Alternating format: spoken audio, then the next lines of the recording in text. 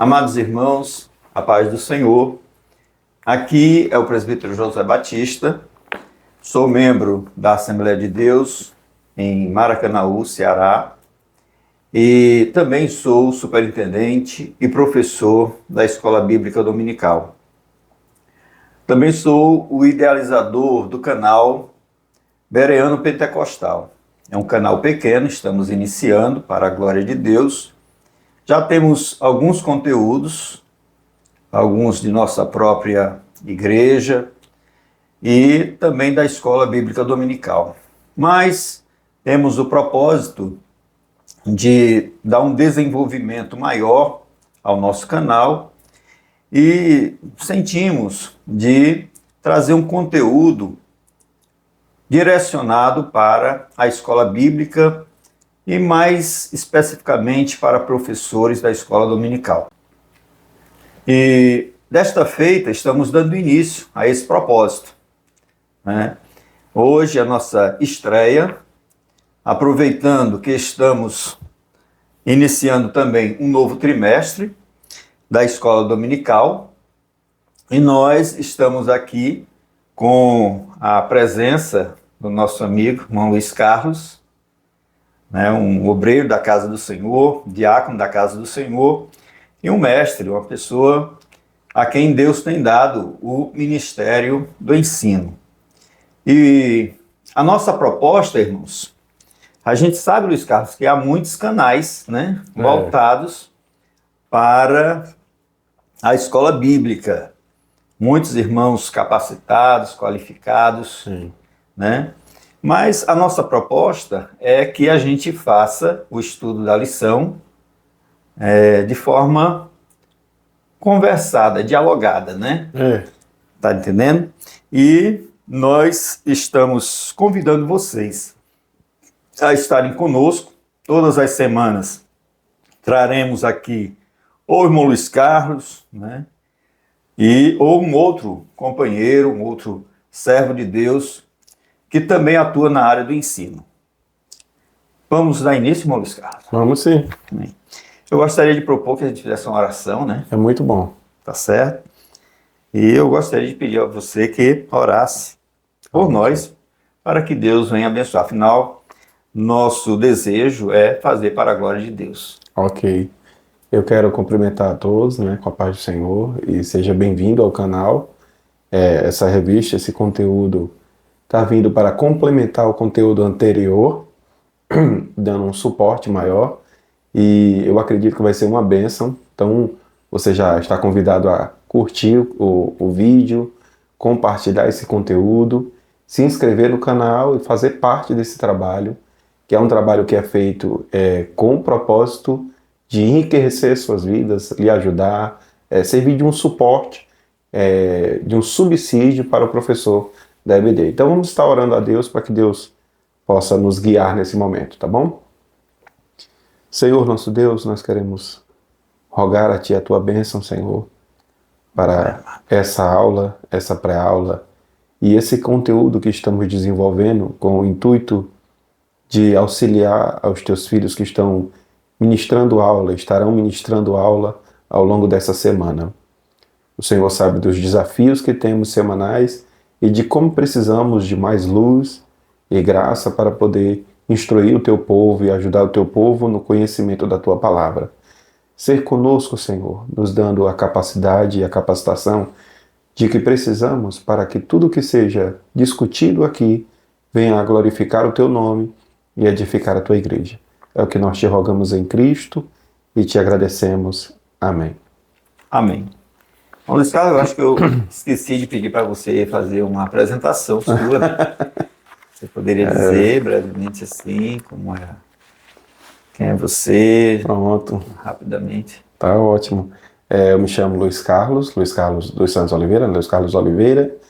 Eu me congrego aqui no Templo Central, aqui em Maracanaú, na AD Central, com o pastor Francisco André.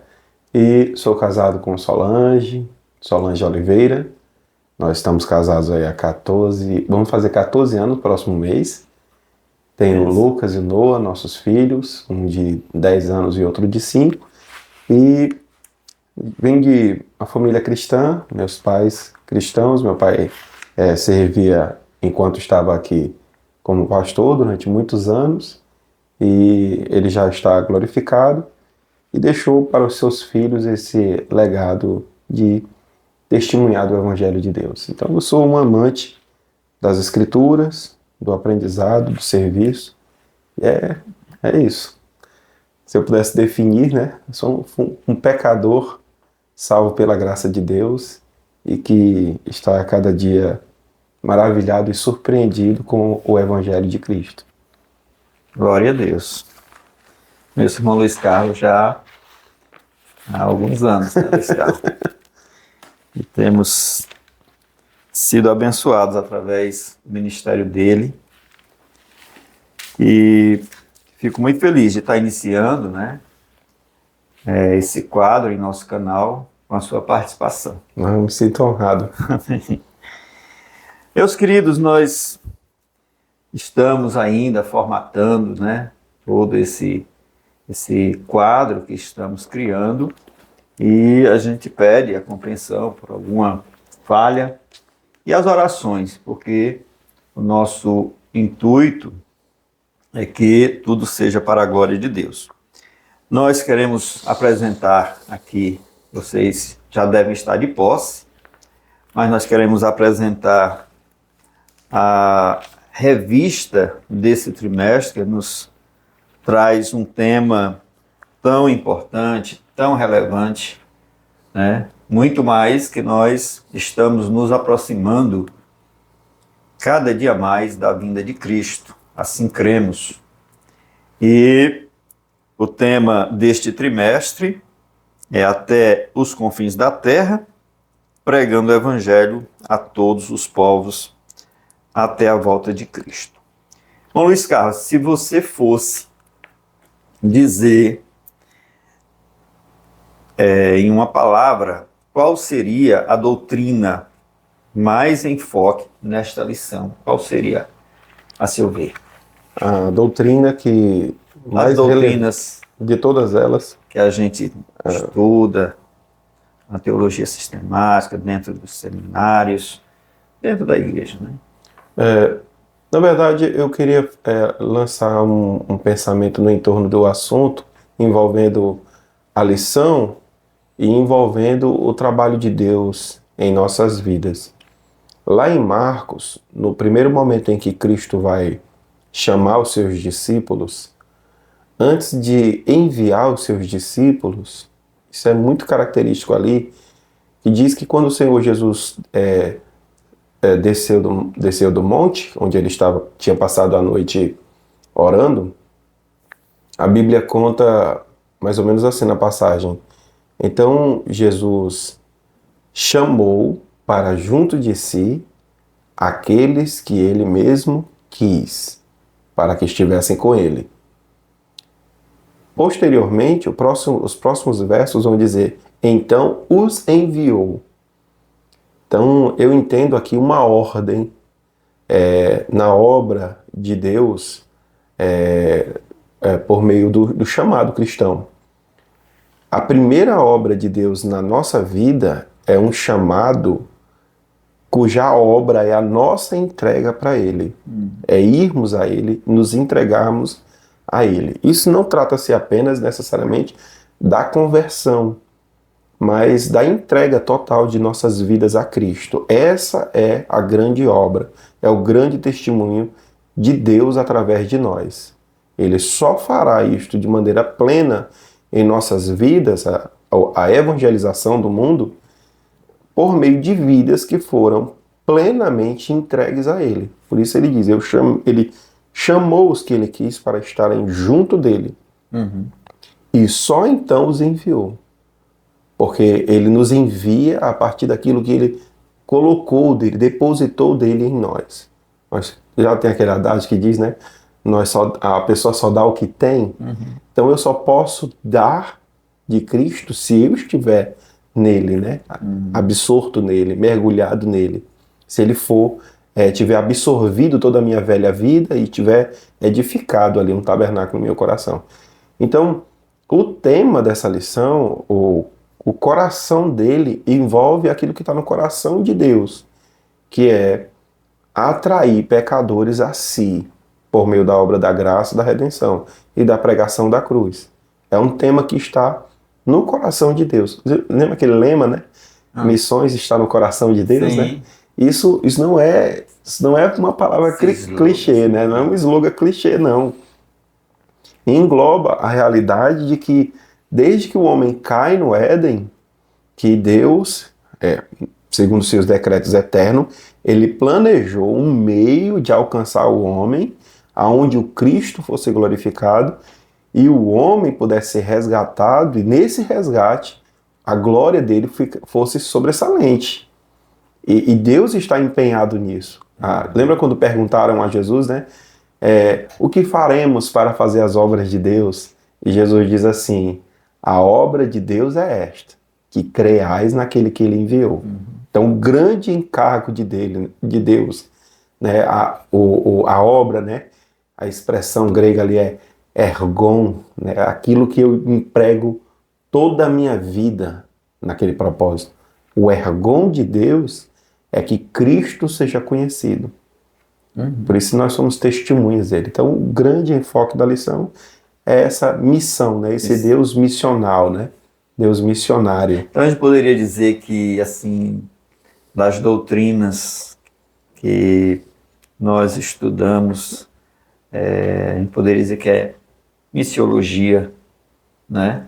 Assim, a base da lição é esta principal. É claro que durante os comentários, né, os assuntos que vão sendo tratados, há outras doutrinas subjacentes. Isso, como a martiologia, né? Isso. A gente vai ter que tocar nesse assunto. Cristologia, né? Outros temas serão, mas o coração aqui é a missiologia, né? Missiologia. A mission Dei, né? A missão de Deus. Isso. Muito bem. A primeira lição traz como tema, né, Luiz Carlos, a grande comissão, um enfoque etnocêntrico.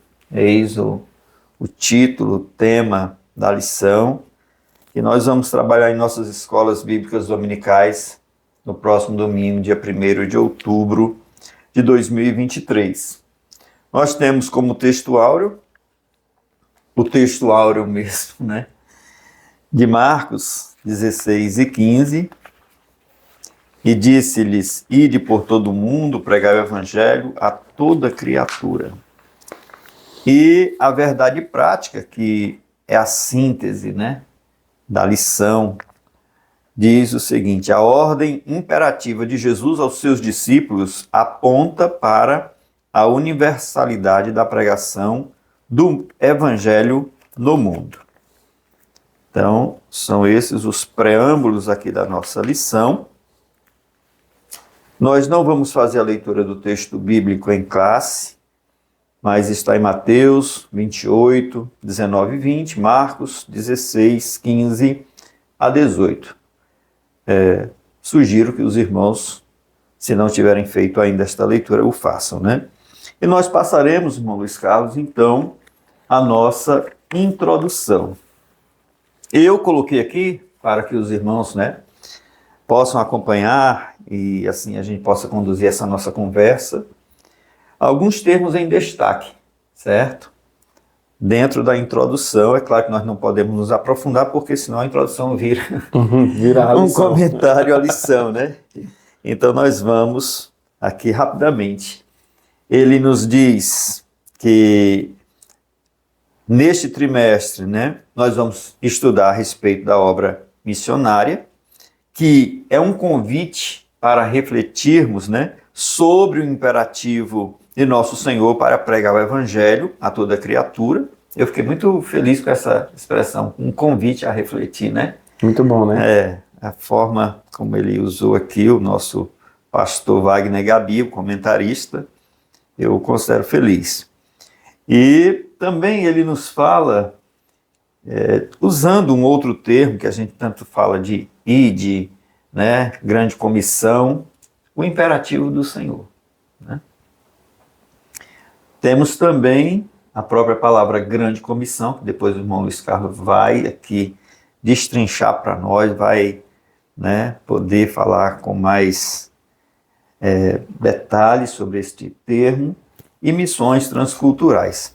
Tá certo? Então esta é a nossa introdução, já vamos para o primeiro ponto. Porque todos esses tópicos aqui vão ser, né, trabalhados na própria lição. Muito bem. E a minha ideia, irmão Luiz Carlos, que a gente possa fazer aqui um diálogo, né? Eu leio, pergunto a você o que é que você pode destacar, pode dizer para os nossos professores aquilo que é importante que eles destaquem para seus alunos, tá certo? Então, o primeiro ponto, a grande comissão. O que é a grande comissão? Então, aqui nós temos que é um mandamento do Senhor para a igreja, né? Vamos ver que isso não é uma novidade do Novo Testamento. Nós vamos encontrar rastros no Antigo Testamento, e você vai dizer quais são esses rastros, né? Nós vamos ver também que a grande comissão não está só em Mateus 28, 19 e 20, ou Marcos, mas está em todos os evangelhos, em Atos, né? Você vai nos destacar isso, e que também, conforme aí a frase, não é uma opção, mas é um mandamento. Então, irmão Luiz Carlos, deixo agora a palavra com você, e conforme esses pontos, você pode ler, pode abordar como quiser. Só temos que ter o controle do tempo. Tá ótimo. Em primeiro lugar, o nosso comentarista ressalta o fato de que a grande comissão é o mandamento do Senhor para a sua igreja proclamar o evangelho a todas as nações. O Orlando Boyer, ele dizia que o último desejo de Cristo, antes de ser assunto ao céu, deve ser o primeiro propósito da igreja que ficou na terra.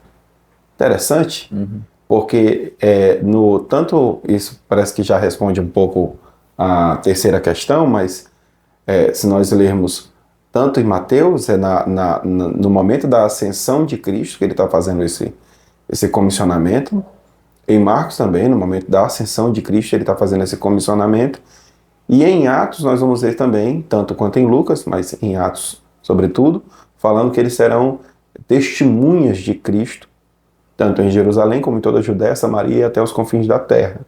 Em Atos, Lucas dá um detalhamento maior do propósito de Deus.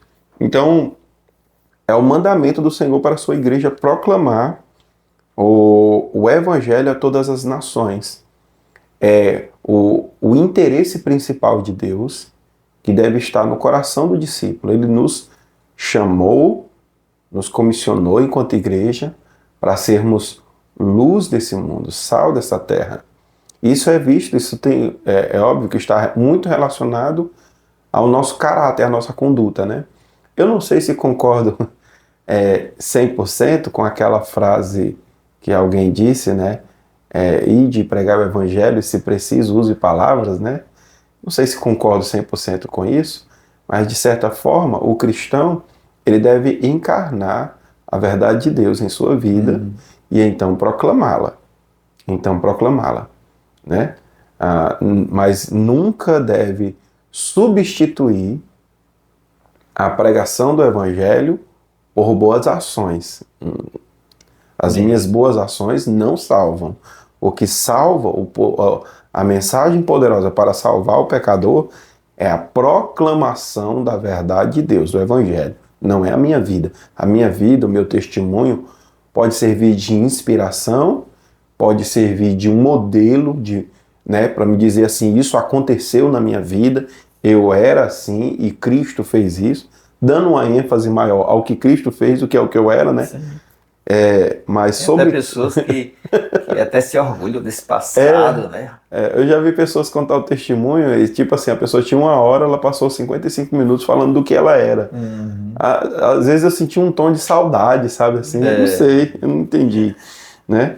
Nesse sentido, eu só lembrava... É para sentir tristeza pelo passado, né? E dar uma ênfase muito grande ao que Cristo fez. Sim. Né? Isso é que é marcante. Mas, Luiz Carlos, assim, grande comissão. O que é comissão? comissão é esse chamado, né? Uma missão que Deus nos dá, né? Esse chamado que Deus dá ao indivíduo para proclamar, né? Esse termo tem na Bíblia? Grande comissão? Não. Não. O termo em si não tem. Como muitos outros termos, né? Mas eles são bem... encontra-se a essência deles, do que está querendo dizer, em toda a Bíblia, né? O termo é usado, os rótulos, vamos dizer assim, né? Eles são usados para facilitar a nossa compreensão, né? Então, quando você dá o rótulo como grande comissão, então você já compreende que está atrelado a um compêndio doutrinário, que diz respeito à missão da igreja, de evangelizar, de proclamar as boas novas. É como você dá um rótulo, por exemplo, Cristologia, né? O que é isso? Então, Trindade, né? Cristologia não tem na Bíblia, Trindade não tem na Bíblia, mas você vê que é um rótulo que tem um compêndio doutrinário por trás dele. Então você resume com uma expressão que ela vai passar a existir a partir da construção do processo do pensamento teológico, ela vai surgindo e ela fica ali como um acessório que auxilia na compreensão de uma razão doutrinária, né? Então, grande comissão, conquanto não tenha necessariamente na Bíblia, ela resume bem o arcabouço doutrinário do que é o nosso projeto, o nosso trabalho, o nosso encargo, né? Eu queria, assim, acrescentar, Luiz Carlos, que esse termo também, grande comissão, né? Apesar de não estar na Bíblia, mas ele é muito apropriado, porque a missão que o Senhor nos deu é um desafio gigantesco.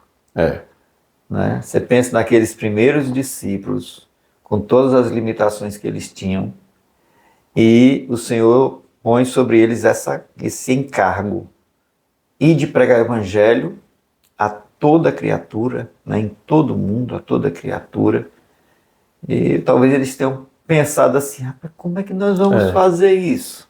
É um absurdo mesmo. Né? Se você pensar da perspectiva humana, é como mandar alguém carregar assim uma pedra gigantesca, levante esse peso aqui e vai deixar ali, por exemplo, né? É verdade, porque a gente lembrar que a gente tem um costume de ouvir pregadores dizer assim, eram homens iletrados e tudo.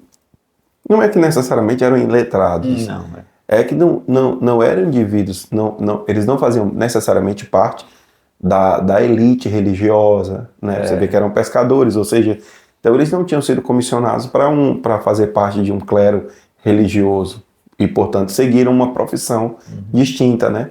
Então eram pessoas simples, eram pessoas comuns, e essas pessoas estão em um governo que é vassalo de Roma. Então, como você vai pegar pessoas simples de um governo que é vassalo de Roma, o maior império do mundo na época, e você vai dizer assim, vão lá e influenciem o planeta. Só Deus faz isso, né? Essas coisas assim, aparentemente absurdas, né? Exatamente. A nossa lição, ela vai ter um tópico que ela vai abordar um pouco sobre o poder da obra missionária, né? Onde está o poder? Onde é que está a força motriz que gera essas mudanças, esses milagres, né? Nós vamos entender que, dando um spoiler, né? Nós vamos entender que não é o homem, né? Isso, não é o homem, é uma obra de Deus. O homem se dispõe como um instrumento. É porque eu estou pedindo para a gente fazer análise fria aqui daquela ordem que o Senhor deu, né? E o impacto que ela teve, e ainda tem sobre nós, porque às vezes você olha assim os seus recursos, as suas condições, ou da igreja mesmo em si, você diz como faremos tão grande obra. Então por isso que eu entendo assim, que é realmente uma grande comissão. É uma grande comissão. E o aspecto global mesmo dessa grande comissão, porque esse comissionamento envolve a igreja se empenhar para alcançar pessoas em lugares que ainda não foram alcançados. Então, é o mundo todo, até os confins da terra. Então, ele não impõe um limite, né? Ele não impõe um limite. Vão e preguem até os confins da terra, né? Pregue em todo mundo, pregue o evangelho a todo mundo. Então, Verdade. é grande comissão mesmo. Irmão Luiz Carlos, quais são os rastros no Antigo Testamento? Porque o Novo Testamento ele é como, né, onde deságua o Antigo Testamento, né? O Muito boa essa cumprimento, expressão. né? Isso mesmo. O Antigo Testamento, esse texto de Isaías 45, 22, é um texto que claramente, no meio de uma profecia, o Senhor está falando dos gentios sendo alcançados, Verdade. alcançados e influenciados pela obra de Deus, né? Você vê aqui o texto 45, verso 22, e olha que incrível. Que todo mundo se volte para mim para ser salvo, pois eu sou Deus e não há nenhum outro. Este é apenas um versículo da gama de versículos que nós encontramos ao longo do Antigo Testamento que tratam de que a obra de Deus é uma obra missional em cada parte do livro da Bíblia. Por exemplo, se você vai lá para o chamado de Abraão, ele fala que em ti serão benditas todas as nações da terra. Então, desde muito cedo, Deus já está plantando essa semente no coração dos que ele está chamando, né? Daquelas famílias ali, de Abraão, né? Dos seus filhos, das suas descendências. Ele já está plantando a mensagem de que o projeto de Deus é redimir os filhos de Adão. Para ser um pouco mais, ir um pouco mais além, o proto-evangelho, lá em Gênesis 3, né? 3:15, que o Senhor vai dizer, da semente da mulher nascerá um que esmagará a cabeça da serpente. Posteriormente, nós vamos ver vários sinais da manifestação de Deus falando sobre este filho da mulher, este descendente da mulher. E olha só que interessante, você vai lendo e vai vendo que, por exemplo, quando Caim mata Abel, quando Deus dá a Adão e Eva Sete, né, ela se sente consolada. O Senhor me deu um filho. Ela está meio que nutrindo expectativas de que ali esteja ainda a semente do Messias, que viria para resgatar o homem. Você prossegue na leitura da Bíblia, você vai encontrar aquele reset que Deus faz ali no dilúvio. Deus prossegue. Boa, reset. Se você vê, por exemplo, quando tem a Torre de Babel, você vê o contraste. Na Torre de Babel está os homens querendo construir uma torre contra a vontade de Deus, né? E eles querem ser engrandecidos no mundo. O assunto termina com eles sendo abatidos e espalhados, né? De modo que ninguém ganha nome mais ali, ninguém tem nome mais. Mas o capítulo seguinte, uma das mesmas, Rine, ora, eu vou explicar. O próximo capítulo usa a mesma expressão, Rine, falando de Abraão. Em hebraico. Da família de Tera, né? De Terá. E aí começa a falar de Abraão, e quando começa a falar de Abraão, já vai mostrando que Abraão, obedecendo a Deus, vai ter tudo que almejou aqueles que desobedeceram a Deus e foram envergonhados. Mas só para concluir esse processo... porque senão o nosso ponto está ficando muito longo. Só para concluir esse processo, no final de Gênesis, quando Jacó está abençoando os filhos, eu sempre lembro disso, que ele está cego e a Bíblia diz que ele se apoia em seu bordão. Linda, né? linda. Quando ele chama Judá, olha que coisa... Isso. Na ponta do bordão. Ele chama Judá e cego, ele põe a cabeça a mão sobre a cabeça do rapaz e ele, do nada, Judá nasceu para reinar entre os seus irmãos, porque de ti sairá um que irá reger as nações com cetro de ferro. Olha que coisa incrível. Isso é o final de Gênesis, dizendo assim, a história não acabou. As nações precisarão conhecer o descendente da mulher. Então, desde Gênesis, nós vamos ver isso aí. Toda a Bíblia, em todo o Antigo Testamento, nós vamos ver. Certo. Me falei também, irmão Luiz Carlos, sobre nos evangelhos, né, quando entra o Novo Testamento, quando a gente adentra o Novo Testamento, nós vemos que a conclusão de cada evangelho, né, termina basicamente ali com essa ordem. Essa ordem. Aí você poderia pontuar de forma rápida, resumida, Pronto. em cada um dos evangelhos? Pronto. Em Mateus, a gente vai trabalhar melhor um pouco nos tópicos a seguir, mas em Mateus é ir fazer discípulos, né, de todas as nações, batizando-as em nome do Pai, do Filho e do Espírito Santo, e ensinando-os a guardar todas as coisas que vos tenho ordenado. E eis que estou convosco todos os dias. Eu queria que os professores amados guardassem essa expressão de Cristo. Eis que estou convosco todos os dias até a consumação dos séculos. Porque essa é uma expressão que, dentro do contexto, ela é dada àqueles discípulos. Nós vamos entender como ela está relacionada conosco. Nós vamos para Marcos, que é o primeiro evangelho escrito, aonde temos a comissão, como nós vimos aqui no nosso texto áureo. Em Lucas, ele está falando do Espírito Santo, muito embora em Lucas tenha uma frase de Cristo muito marcante, que diz que o Filho do Homem veio buscar e salvar o que se havia perdido. Né? Em João, não necessariamente tem a grande comissão da maneira como nós vemos nos 3 evangelhos. Mas temos a oração sacerdotal de Cristo, por exemplo, que na oração sacerdotal de Cristo, ele diz: eu não te peço somente por estes, mas também por todos aqueles que hão de crer.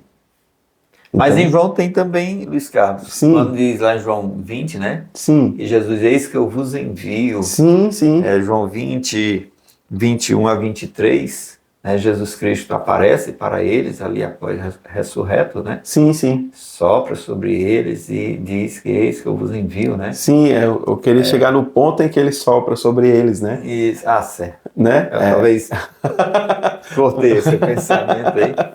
Aí quando ele sopra receber o Espírito Santo e ele vai partir, Lucas vai falar dessa partida, e Atos vai chegar. Atos é o segundo tratado de Lucas.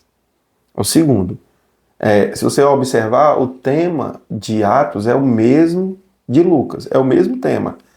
Qual o tema lá? Ele disse: eu vou tratar aqui sobre todas as coisas que Cristo não só começou a fazer, como também a ensinar. E Atos?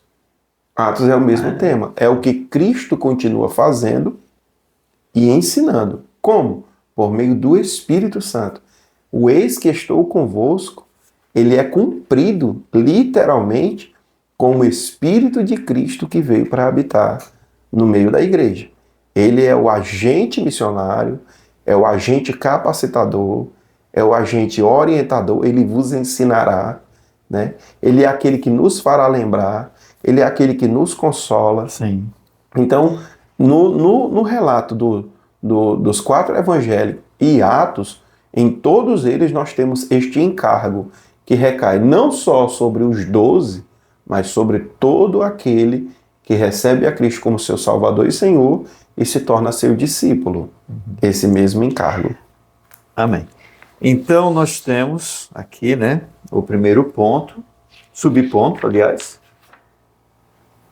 Nós temos uma citação aí do Hudson Taylor. Dicionário Hudson Taylor, trouxe aí uma foto dele, e é muito impactante a frase que ele diz, né? A grande comissão não é uma opção a ser considerada, é um mandamento a ser obedecido. Ele também tem uma outra frase muito marcante. Ele diz: o trabalho de Deus, feito da maneira de Deus, sempre contará com as provisões de Deus.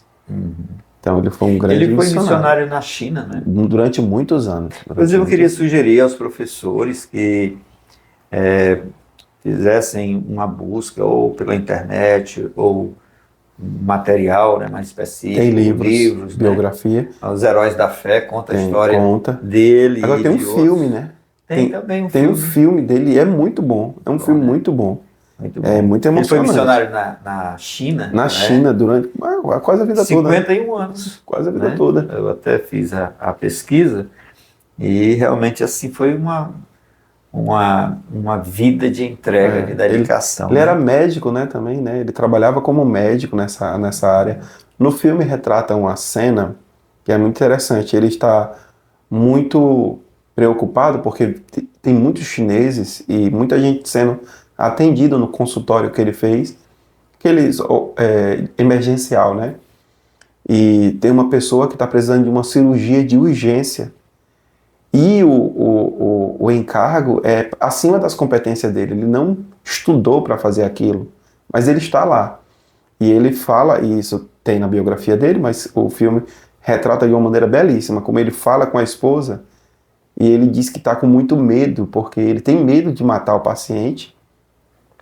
Ele sabe que está acima das possibilidades dele.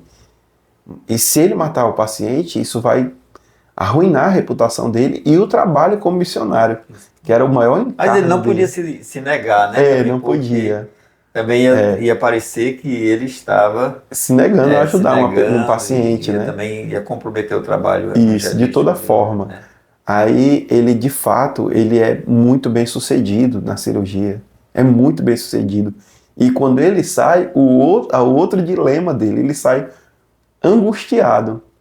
E ela, mas o que foi? Não deu certo? Ele deu tudo certo. O Senhor tomou a frente de tudo e deu tudo certo. O paciente está novo. Mas ele começa a chorar porque diz assim, por que eu fui incrédulo, né? Entendeu?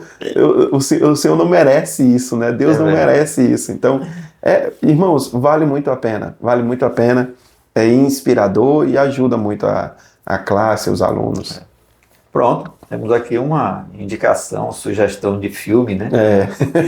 E de leitura também, gente. Hudson Taylor, pai das missões na China. Muito bom. No subtópico 2, a questão cultural. Então, o irmão Luiz Carlos vai nos ajudar, né, a trabalhar esse subtópico que eu destaquei aí, conforme vocês estão vendo, esses assuntos.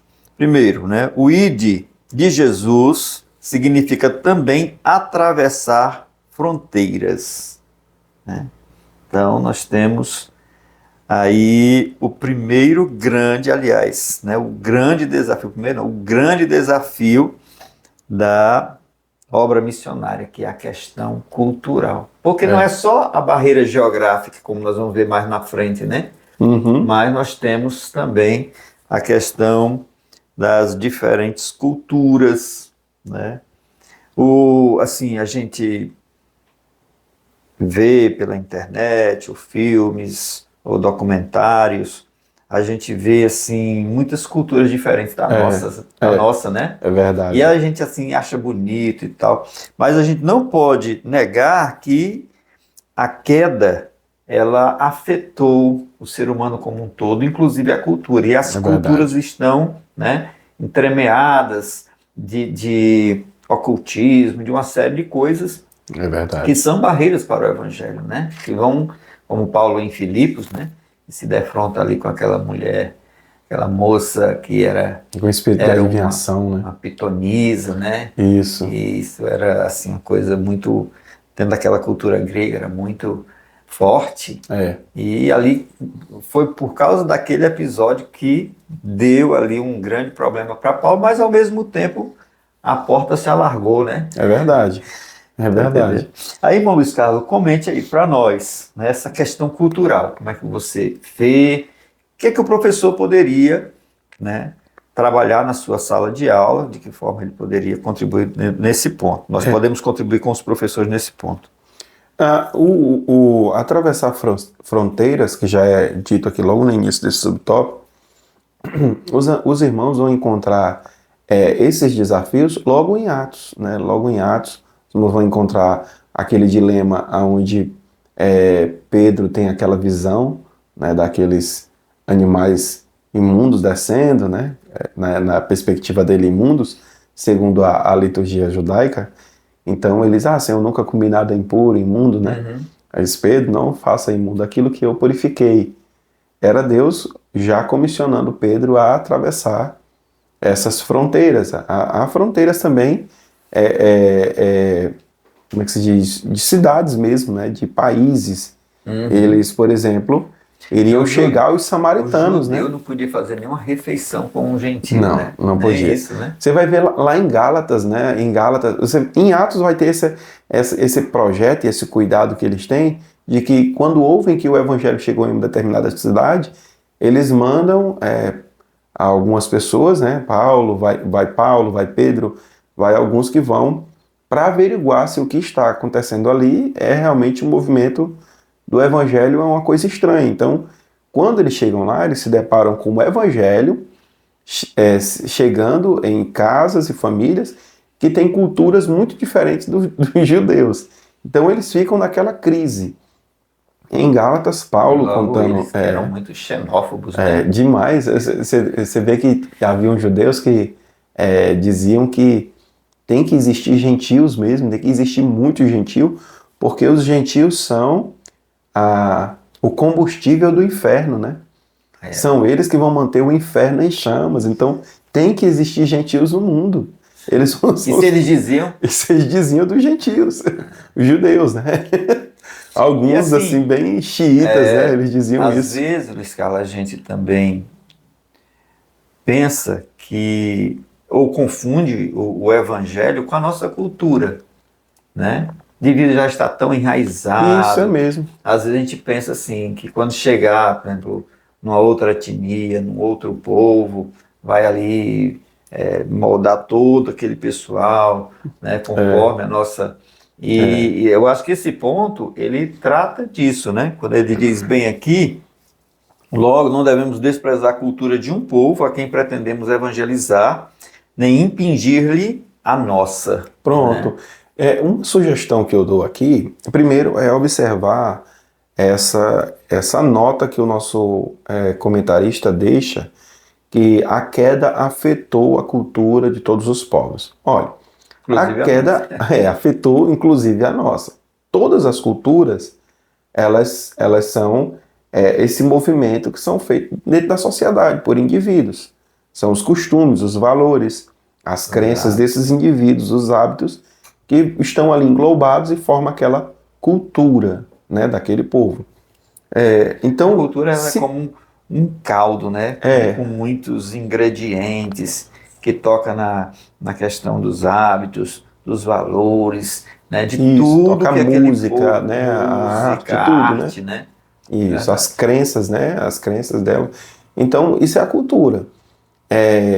Aí o que acontece? Como ela é o produto do homem, né? E da interação social, o homem nasceu em pecado e está em pecado. Então, tudo que o homem faz, de alguma forma, está corrompido pela presença do pecado. Uma sugestão para os professores conversarem dentro de sala de aula é que, nesse contexto, todos nós devemos usar a regra dos 3 R's.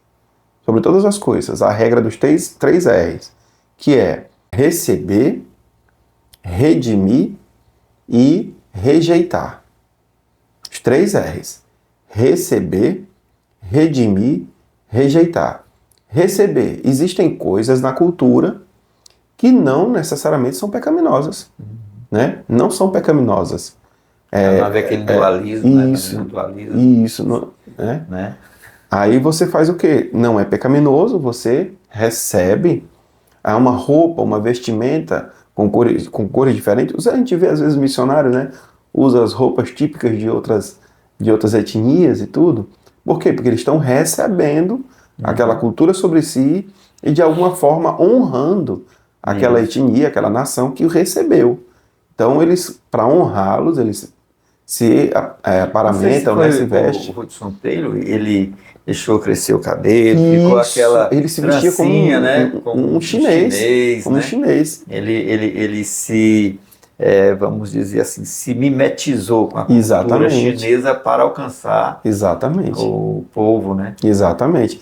Para não haver um afastamento, né? Isso é interessante, irmão José, porque eu estava vendo uma vez um irmão dando um estudo sobre evangelismo e ele começou a contar alguns exemplos, ele contou até exemplos muito bons, mas uma coisa eu achei curioso, que ele falou assim com muito orgulho.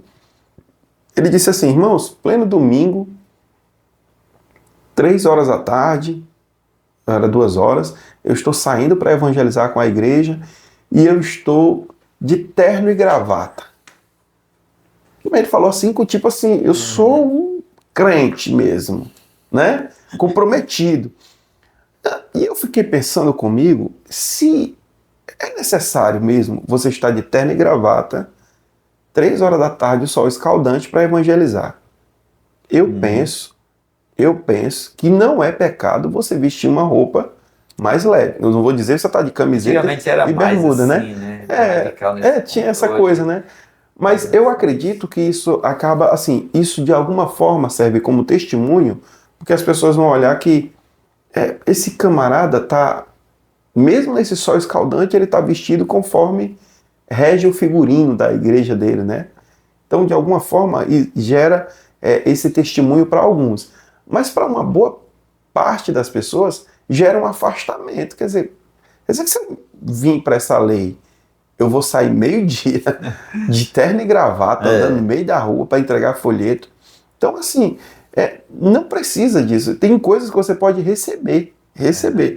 E você não pode impor às pessoas isso. Né? Eu vejo assim, ó, quando dois povos se encontram, né? Então há um choque cultural. Quando eu digo povos, não necessariamente todo, um grupo, às vezes indivíduos, né? Então há aquele choque cultural. A gente estranha os costumes deles e eles estranham os nossos. Isso, como os exatamente. portugueses, ao chegarem e se depararem com os índios nus, né? Eles tomaram um choque. E os índios, quando viram os portugueses cobertos, então o choque que eles tomaram também foi grande, né? É verdade. Mas é só importante. A gente tem que avançar. Sim, deixa eu só concluir, né? Eu falei do receber. Existem coisas que você recebe, porque nitidamente elas não são erradas, né? Existem coisas que você redime. Outro R. Você resgata, você dá uma nova característica, você mostra aquele aspecto com uma roupagem cristã, né? Você redime, você resgata aquilo. Você não só recebe, mas você personaliza ele, né? Você traz a essência do que a Bíblia... Por exemplo, a nossa cultura, ela transforma o sexo, por exemplo, em uma coisa horrível, uma coisa lasciva, uma coisa libidinosa, pecaminosa. O que o cristão faz com isso, com esse tema? O cristão redime esse tema. Ele não pertence ao diabo, não pertence ao pecado. Ele pertence à obra da criação. O cristão, ele compreende isso na perspectiva que Deus dá a ele. Então ele redime, ele arranca isso das mãos do pecado e mostra como isso pode ser visto de maneira bela e valorosa no meio da sociedade. Entendi. Casamento e outras coisas mais. E tem coisas que você rejeita. São coisas que de fato... um exemplo breve. Eu conheci há alguns anos umas missionárias que elas estavam pedindo oração por um encargo que elas tinham, que era de montar um orfanato. Por que esse orfanato?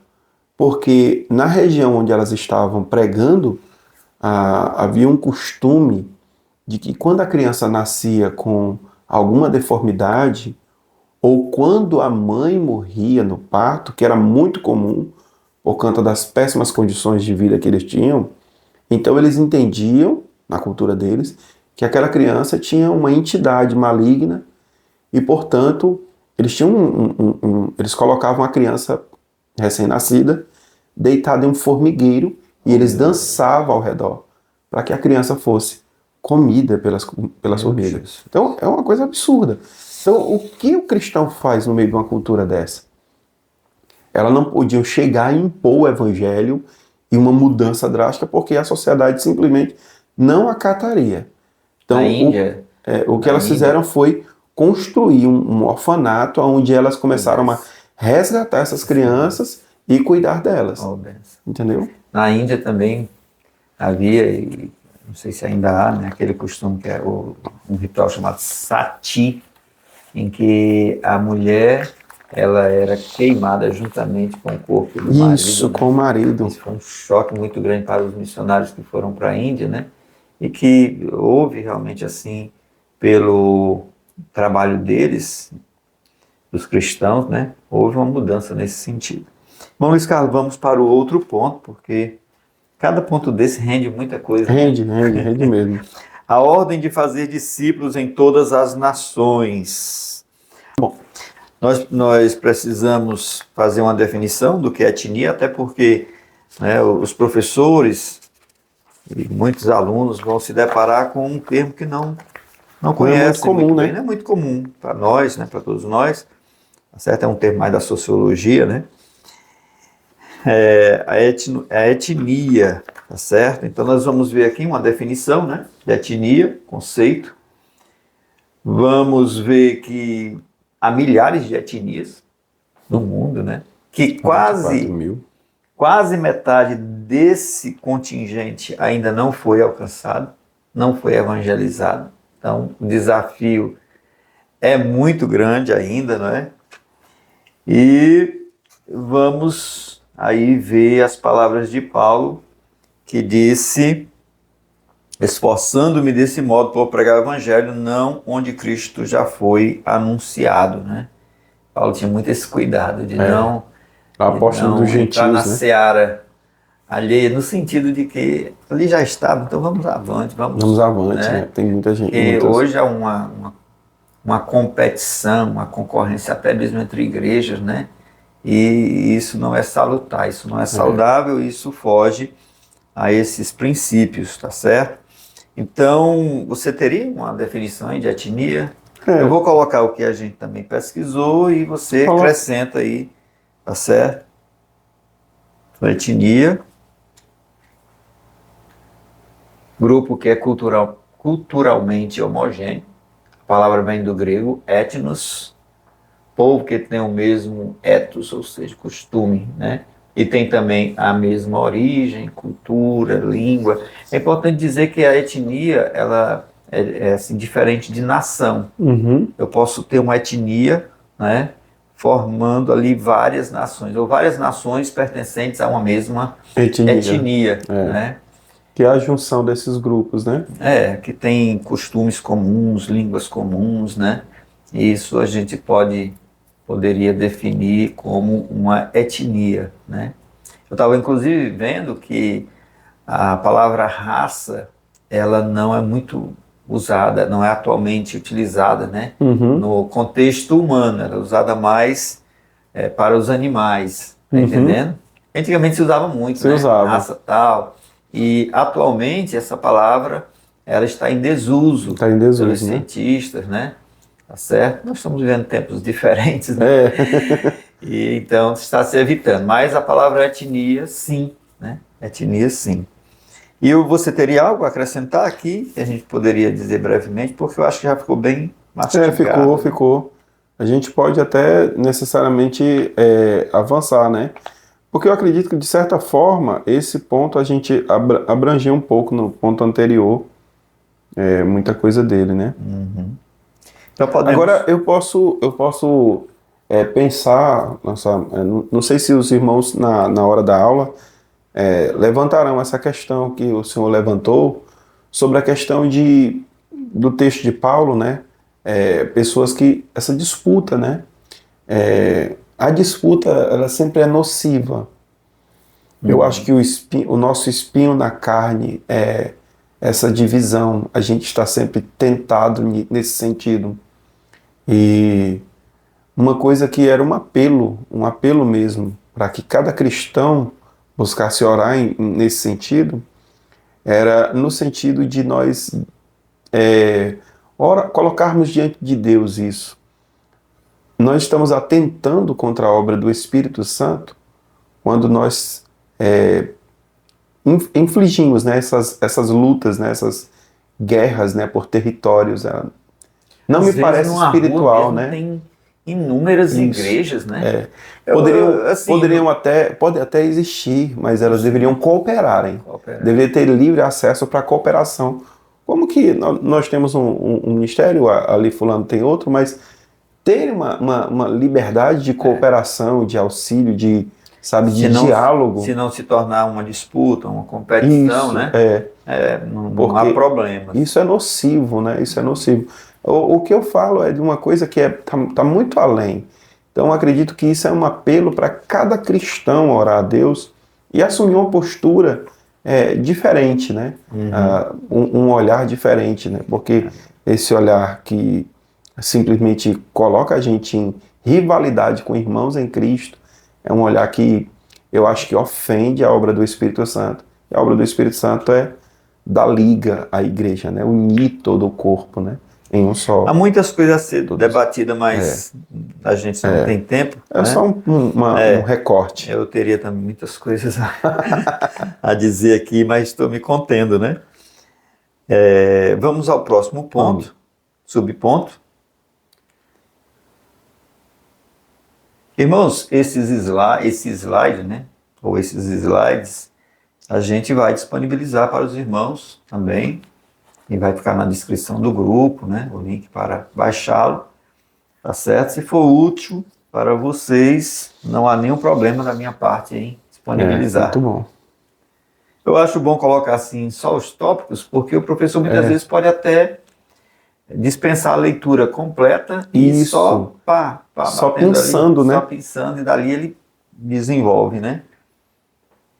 Então vamos para o último aqui, né? O subponto. Esse tem 4 subpontos, né? Eficácia e os objetivos da grande comissão. Que a gente colocou aí no tópicozinho aí no cabeçalho, eficácia e objetivos, né? Bom, para realizar esta grande comissão, ele apresenta, né, para que ela seja feita de forma eficaz, ele nos apresenta algumas questões. Primeiro, precisa de pessoas cheios do Espírito Santo. Aquela questão que eu disse, né? Vendo a perspectiva humana, fazer para aqueles primeiros discípulos e para nós também, fazer esta grande missão que nos é confiada, que nos é dada, é praticamente impossível. Né? Aliás, é impossível, né? Então, aí você vai poder destacar melhor, né? Nós temos também que enfatizar a obra do Espírito Santo, porque não podemos dispensar o Espírito Santo, né, para que ela seja feita com eficácia. Aí nós vamos ver a obra que ele opera dentro do contexto da salvação, que aí entra a pneumatologia. Aí é uma das doutrinas que o professor deve estudar de fora à parte, né, para que ele tenha realmente assim condições de... Porque não é que o professor vai desviar o assunto, mas ele precisa se valer de propriedade, né? Ele está realmente bem fundamentado. Então, eu aconselho a revisitar, né? Porque são temas que a gente já estudou, né? No nosso currículo de EBD, a gente já estudou. Até uma revista bem elaborada passou 3 meses estudando só pneumatologia. Então, você pode pensar ali alguns temas relevantes na própria revista mesmo, uma passada, ver alguma coisa a respeito e já ter um conteúdo a mais para essa aula em si, para esse tópico em si. Então aí o irmão Luiz Carlos vai destacar a obra do Espírito Santo dentro da soteriologia, da salvação, né? E também nós vamos ver os objetivos, né, da grande comissão, que o nosso comentarista traz aí em 3 pontos: proclamar o evangelho em palavras e ações a toda criatura, discipular os novos convertidos, tornando-os fiéis seguidores de Cristo, integrá-los espiritualmente, socialmente na igreja local, a fim de que cresçam na graça e no conhecimento por intermédio da ação do Espírito Santo em sua vida, desfrutando sempre da comunhão dos santos. Então, irmão Luiz Carlos, por favor, fale aí sobre a necessidade de pessoas cheias do Espírito Santo. A eficácia e os objetivos da grande comissão, né? Isso. A grande glória do trabalho missionário evangelizador está em nós fazermos a obra de Deus à maneira de Deus e deixar os resultados para o Espírito Santo. Não somos nós que construímos resultados. Nossas técnicas nossos mecanismos, não transformam vidas. É por isso que o irmão Josué destacou bem que a grande comissão, na perspectiva humana, é impossível. É impossível. É impossível se você está buscando novos convertidos, convertidos mesmo, é impossível, é nulo. Você pode criar um grande clube, você pode até criar algo parecido com uma igreja, com uma mensagem apelativa, que apele aos corações, às emoções, ao ego. Você vai lotar um templo de pessoas não convertidas. Agora, você proclamar uma mensagem e salvar vidas, isto é uma obra do Espírito Santo. Nós somos como uma luva. Nós somos como uma luva. Uma luva no fundo de uma gaveta é apenas uma luva guardada. Para a luva ter alguma utilidade, ela precisa ser vestida por uma mão. A mão é o Espírito Santo. O indivíduo se coloca à disposição dele e o Espírito Santo atua por meio da proclamação do Evangelho. Paulo, falando aos Coríntios, ele diz, quando eu fui ter convosco, não fui com sabedoria de palavras. Os coríntios esperavam alguém com a oratória grega, falando das filosofias e tudo, né? Ele disse, eu não fui com isso não, eu fui no Espírito, no poder de Deus, né?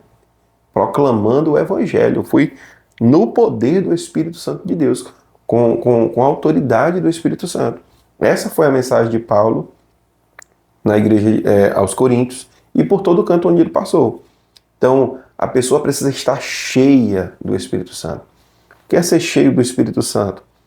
É uma pessoa que é orientada, guiada, dirigida e que vive na dependência do Espírito Santo. Uma pessoa que está em inteira comunhão com Ele. Eu já vi um teólogo dizer que o Espírito Santo é a pessoa esquecida na deidade. Né? É tão triste, né? Mas ele é o Espírito de Cristo que veio para estar conosco, para habitar em nós. Amém. Né? Bom, Luiz Carlos, e o que o Espírito Santo faz na vida do pecador? Olha, o homem no estado de pecado, ele está completamente morto. As vontades dele estão entregues à vaidade do seu coração.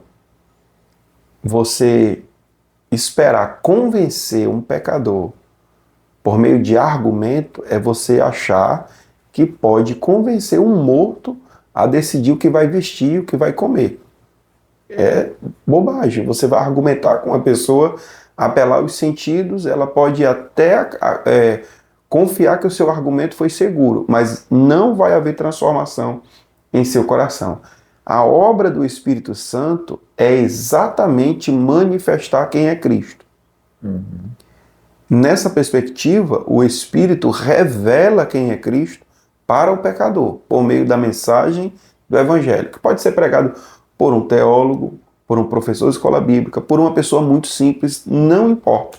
Contanto que esse indivíduo esteja entregue ao Espírito Santo de Deus, cheio do Espírito Santo de Deus, dependendo do Espírito Santo de Deus, o Espírito operará por meio da proclamação do Evangelho, revelando Cristo ao pecador, convencendo, como a Bíblia diz, convencendo o pecador no seu interior do pecado, da justiça e do juízo. Essa é a obra que ele realiza. Agora, assim, dá licença eu fazer só uma parte, você falando que pode ser pregado por uma pessoa simples, né? Lembrei da conversão do Spurgeon. Ele disse que ouviu o Evangelho, assim, a pregação, no dia que ele se converteu, né? O pastor tinha faltado, né? Tinha havido uma grande nevasca, e ele teve que assistir um culto ali, até numa igreja que parece que não era dele, e aí o pregador era um homem bem simples, Isso. E ele pregou aquele texto de Isaías, se eu não me engano, 44:22, alguma coisa assim, olhai para mim todos os termos da terra e sereis salvos, né? E o pregador ficou só dizendo, olhe para o Senhor, jovem, você tem que olhar para o Senhor.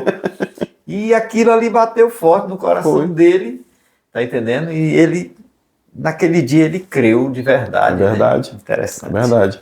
E o Espírito Santo que realmente usa uma palavra, usa algo, né? Então... Isso. Eu até, para os irmãos que estiverem assistindo de outros outros locais, né, que não daqui do Maracanaú, ou o pastor presidente aqui, né, pastor João Gonçalves. Ele trouxe uma doutrina, Josué, tem uma memória boa para pregação, viu? Ele trouxe uma doutrina há uns 12 anos, mais ou menos, atrás. Culto de doutrina. E ele trouxe uma exposição de 2 Coríntios capítulo 4. Eu nunca vou esquecer como ele enfatizou que Paulo diz assim: o Deus que disse das trevas resplandeça a luz, ele resplandeceu em nossos corações. Ele tinha acabado de enfatizar os 2 versículos anteriores, que diz que o Deus desse século cegou o entendimento dos incrédulos para que não lhes resplandeça a luz da glória de Deus na face de Cristo. Então esse é o incrédulo, que está cegado pela obra de Satanás e pela atuação, né, a presença do pecado. E aquele texto, aquele verso, ele enfatizava que o mesmo empenho que Deus usou para construir o universo, né, haja luz, é o mesmo que ele realiza a cada dia em cada alma que é salva. Glória a Deus. Que coisa incrível, né? Incrível. Isso é a obra do Espírito Santo. A obra do Espírito Santo, uma maravilha. Amém.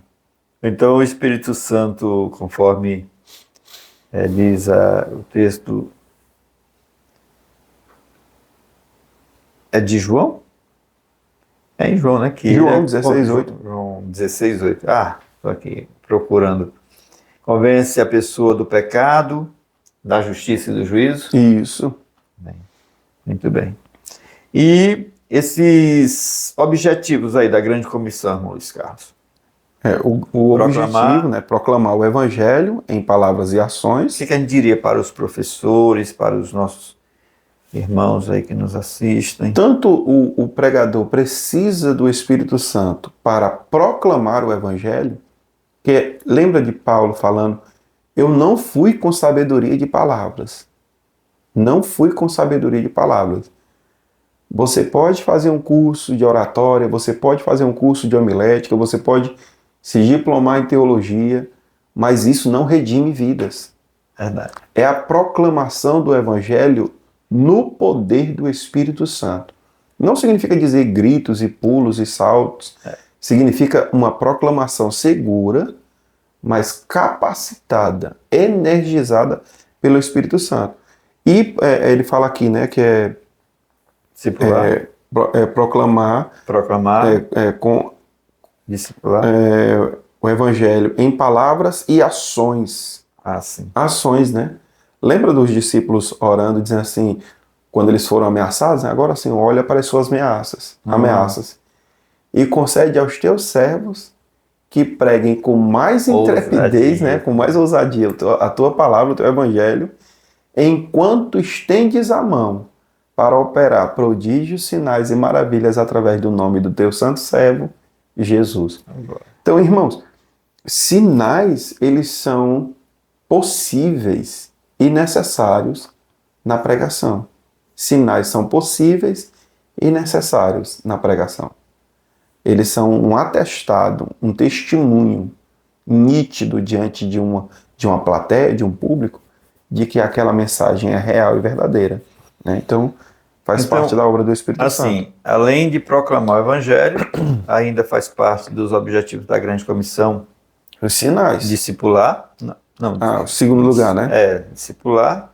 Discipular novos convertidos. E depois integrá-los espiritualmente. É porque assim, é importante entender, que eu percebo aqui, que a grande comissão, assim, que a igreja ou alguém faça, não consiste só na pregação ou na proclamação ou no querigma, né? Mas também no discipulado, que nós vamos abordar isso mais à frente. Mas aqui ele está já pontuando, né? E também é importante destacar a integração, porque muitas vezes a igreja é como, assim, a igreja local é como uma peneira, né? Ganha muitas vidas, mas elas não se sustentam e às vezes a culpa está na falta dessa integração. Né? Um exemplo. Isso também faz parte da grande comissão. O discipulado, ele não é só aquele discipulado para o batismo em águas, né? Uhum. O discipulado, ele é para a vida toda. O discipulado, eu acho que cada cristão ele deve abraçar, se Deus, você não sentiu o chamado de Deus para fazer missões transculturais, mas você tem o chamado de Deus para fazer discípulo.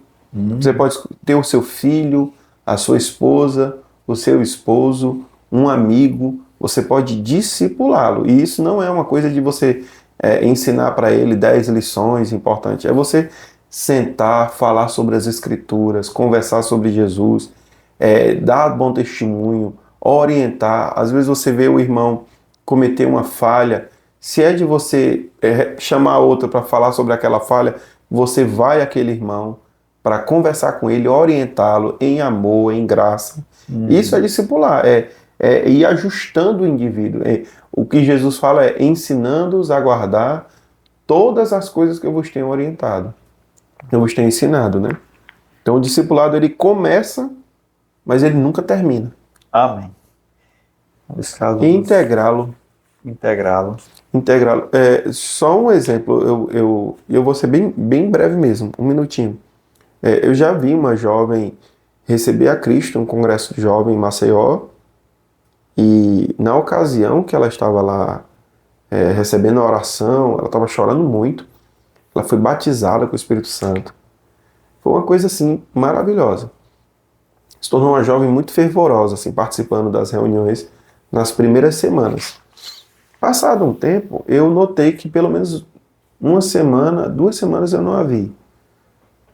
E eu não tinha o contato dela, outros irmãos até tinham, mas assim, eu a vi depois de quase 2 semanas num ponto de ônibus. E eu tive aquela atitude de ir até ela.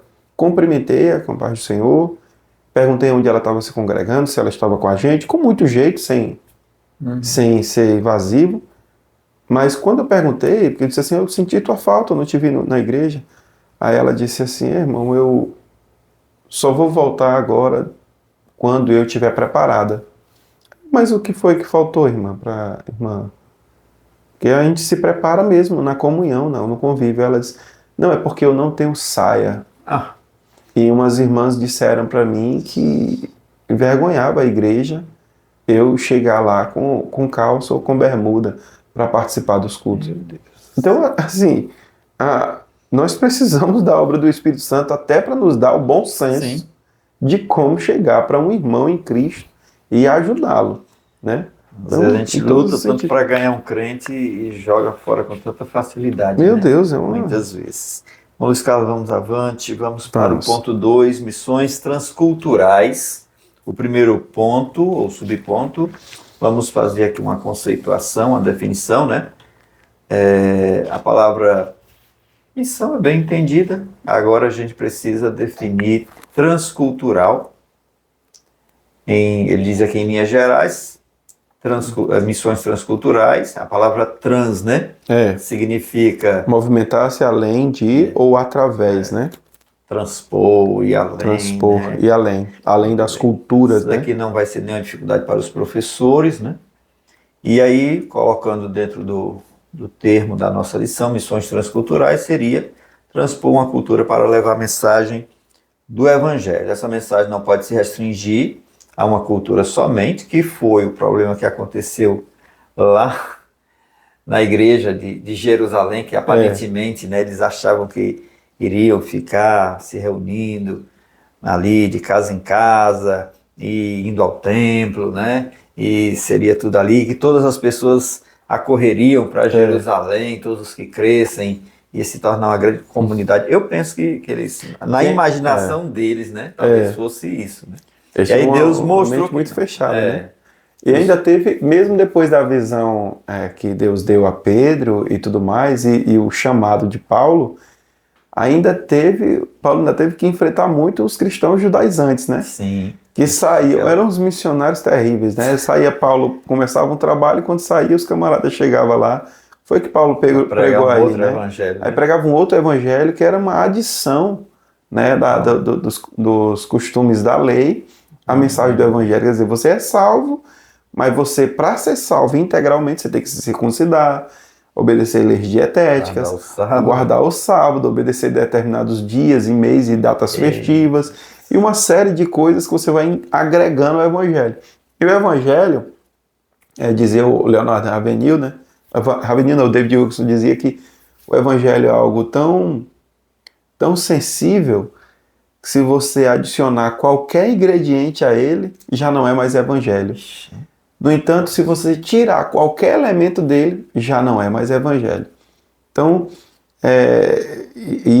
esse dilema transcultural, né, a Igreja de Jerusalém enfrentou até aprender. Né? Muito Acho bem. que a gente já passa.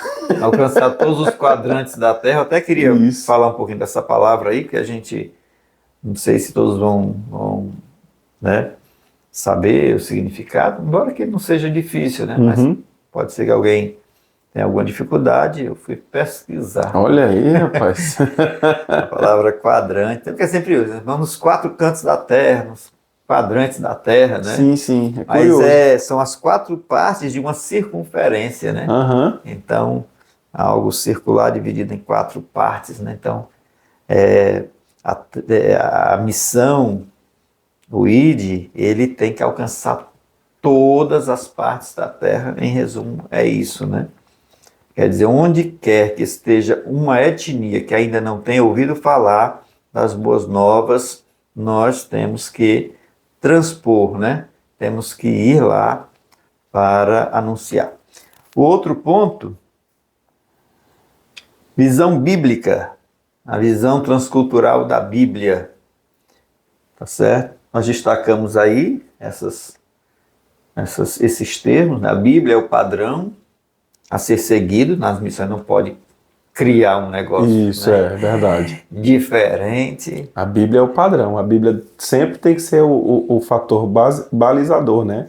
Tem que ser a vara de medir. Exatamente. É isso mesmo que a gente tem a comentar nesse ponto, né? Quando se fala em missões transculturais, a Bíblia Sagrada é o padrão a ser seguido. Aí ele vai falar, né? Do Deus missionário do Antigo Testamento. Eu achei também achei bonita, né? fantástica essa expressão, Deus missionário. Deus só tinha um filho e fez dele um missionário. Nossa. Quem foi que disse isso? Eu não lembro.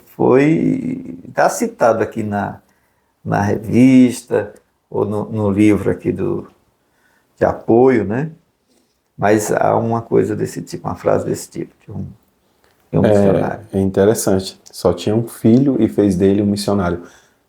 Se o irmão der uma olhada direitinho, Jesus ele vai ter designações diferentes para os seus discípulos. Ao longo dos evangelhos, ele os chama de discípulos, de apóstolos, de servos e de amigos. São os termos que ele vai usando. Há uma progressão. E depois de irmãos. De irmãos ele chama após a ressurreição. Não é lindo isso, né? Diga aos meus irmãos que eu estou indo para o meu Pai, que é o vosso Pai, o meu Deus, que é o vosso Deus. Aí Hebreus também usa essa expressão. Não é lindo expressão. isso, né? Irmãos, né? Então, esse é o encargo de Deus, né? O Deus missionário, é o Deus que está atuando na história inteira, intervindo na história para resgatar os seus filhos, né? Aí nós temos a igreja como uma agência executiva de missões, né? Que ele vai dizer aqui, certo? Quando ele diz, nesse sentido, missões transculturais tem esse mesmo apelo e são parte fundamental da missão da igreja, pois esta é uma agência executiva de missões. Executiva é aquela que faz, né? Nós temos os poderes executivo, legislativo, judiciário. O executivo, que é representado pelo presidente, pelos... aqueles que arregaçam as mangas mesmo, que são né? aqueles que fazem a que coisa. Fazem a Enquanto coisa os legisladores ficam lá pensando em leis, né, nas assembleias legislativas, Isso. nas casas legislativas, o presidente é aquele, ou o prefeito, ou o governador é aquele que executa, né? E a igreja é a instituição realmente escolhida por Deus, né? Deus não escolheu outra instituição, por mais poderosa financeiramente que seja para esse empreendimento. Deus escolheu a igreja, estabelecendo-a na terra com a missão de expandir seu reino para todas as nações. Eu vou já lhe dar a palavra, mas assim, o que eu acho lindo, assim, quando eu penso no projeto de Deus, que é a igreja, né?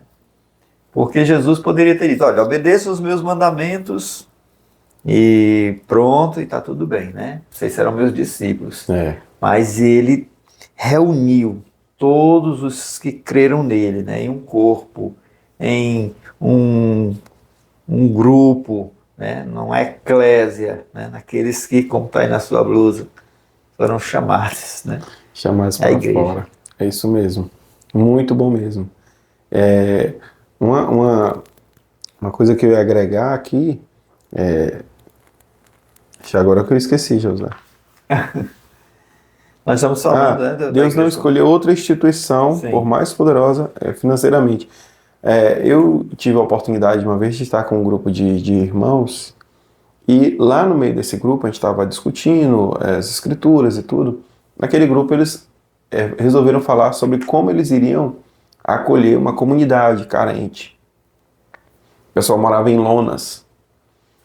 E como era uma comunidade muito, muito conhecida da maioria daqueles irmãos, eles começaram a debater soluções para ajudar aquela comunidade, e cada solução visitada era contra-argumentada por alguém que já tinha passado por aquela comunidade. Então eles disseram que aquela comunidade, por exemplo, precisava de educação. Então precisava levar professores e algum trabalho de educacional para educar os adultos e tudo mais, que isso salvaria aquela sociedade, aquele grupo. E alguém lembrou que teve uns anos que fizeram um trabalho lá e o trabalho não vingou de jeito nenhum. Eles disseram, não, mas o problema deles é habitação. Olha como é que o pessoal habita, né? Eles disseram, não, mas aquele pessoal ali ganharam casas. O Estado deu casas para eles e eles venderam aquelas casas. Às vezes vendiam casa por um valor ínfimo, R$1.000, R$500 a casa, e voltaram a habitar ali. Então, visitaram várias soluções. E no final, a única solução que demonstrou ter qualquer mudança real naquela era o Evangelho. Essas eram as pessoas de lá que receberam a Cristo, que se converteram, se vincularam a um grupo de discipuladores. Essas pessoas mudaram de vida, voltaram a estudar, conseguiram trabalho e foram para uma casa. O Evangelho teve mais poder do que instituições que tentaram levar educação, moradia e emprego para aquelas pessoas. Então, Deus não chamou uma instituição rica e poderosa, mas chamou homens, né? Deus chamou os que não são, né? Para reduzir a nada os que são.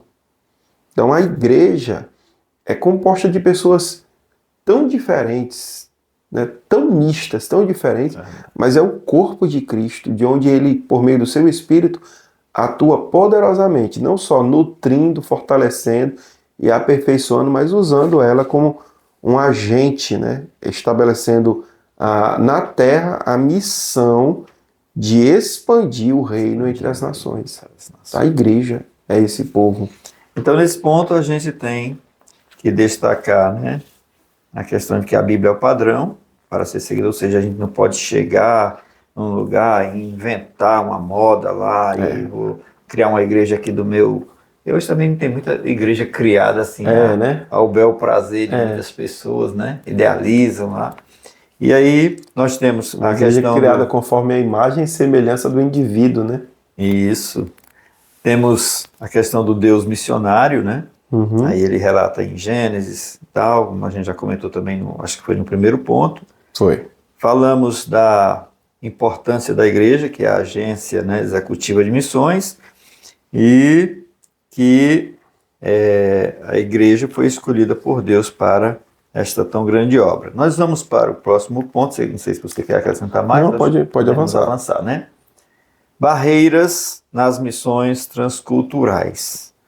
Aqui a gente também deu uma boa enfatizada lá no começo, mas tem outras questões mais detalhadas, né?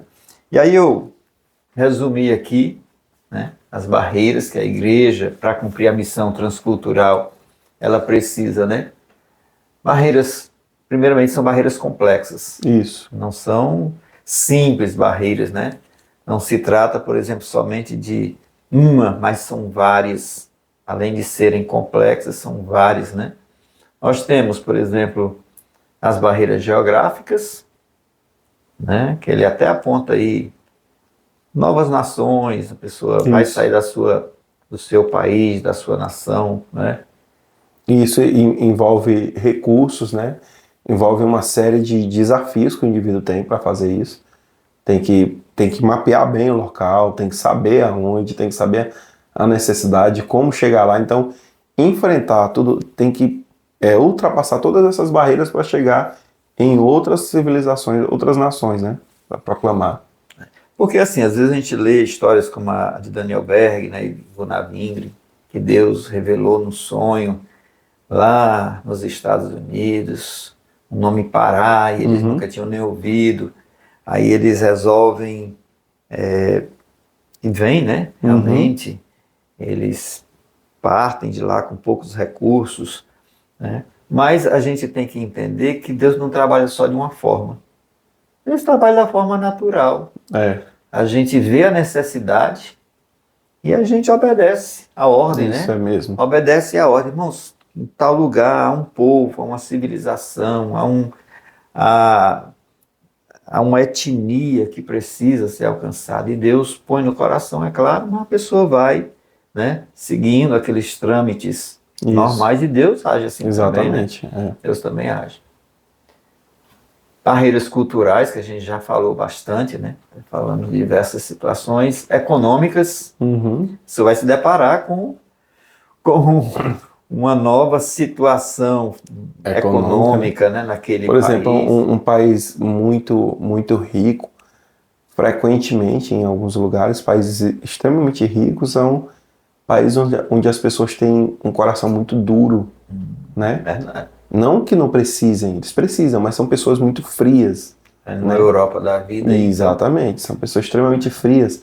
Já em outros lugares mais simples, você tem um apelo para a necessidade daquela pessoa. Agora, a barreira é como levar recursos para ser uma maneira de você iniciar um diálogo com aquelas pessoas. Então, é outra barreira. No aspecto cultural, de costume, de valores, uma coisa que eu lembro tinha um seriado. Eu encontrei um tempo na Netflix, eu não sei se ainda tem, que é O Mundo Segundo os Brasileiros. Você já viu? Nunca. O Mundo Segundo os Brasileiros. Então, são repórteres que eles viajam o mundo e encontram brasileiros morando em lugares diferentes do mundo. Então, eles vão, mostram como é a cultura, mostram como ele faz para se vestir, onde ele vai beber, encontrar os amigos, com quem ele trabalha, vai mostrando várias coisas. Passa tipo um dia e uma noite com eles, né? Então é muito bacana, em vários lugares do mundo. Só que uma coisa que eu achei extremamente marcante é que olha, eu vi vários episódios. Quase todos os episódios termina com a pessoa assim, com muita saudade do Brasil, da terra. Só que ele não tem saudade. É um exilado, né? Por vontade própria. Agora, sabe o que é que eles sentem muito? Eles sentem muita saudade do calor do brasileiro, o calor. Não é esse calor que a gente está sofrendo agora não, mas o calor humano, né? Essa maneira de interação do brasileiro. Aquele poeta Gonçalves diz, ai que saudade eu tenho, né? Da minha terra querida, né? Então é assim. Mas sobretudo da comida, você me acredita? Sim. Eles tipo falam que não sempre, fala, né? tocam, não falam. Mas a comida entra no aspecto cultural. Todos eles falam da saudade que tem da comida brasileira, da culinária. Rapaz, eu saí do meu Brasil, do meu Cearazinho aqui, para ir para um lugar que não tem cuscuz. Rapaz, só Deus me chamando mesmo. Deus dizia assim, vai, eu disse, tá bom, é o jeito, né? Mas cuscuzinho. Eu acho que uma das coisas que, assim, de imediato se depara quando se fala em missão ou missões transculturais é a barreira linguística, né? Em muitos lugares, né? Um desafio muito grande para você transmitir o evangelho na língua nativa, às vezes escrever a Bíblia. De um povo que ele que não tem ainda registro, né? Tem Você tem que aprender a língua, aprender a escrever, a né? escrever. Para poder trazer uma Bíblia para as mãos daquela pessoa. Existem trabalhos sendo feitos intensos sobre isso, né? Sobre escrever a Bíblia na língua de outros povos. Então, depois os irmãos dão uma pesquisadazinha, vão encontrar. No Portas Abertas e outros sites de missões vão encontrar sobre esses projetos, que é para escrever a Bíblia na língua nativa, né? Uhum. Eu até lembro de uma história de um missionário que ele estava lá numa cabanazinha que ele tinha, né, de uma tribo.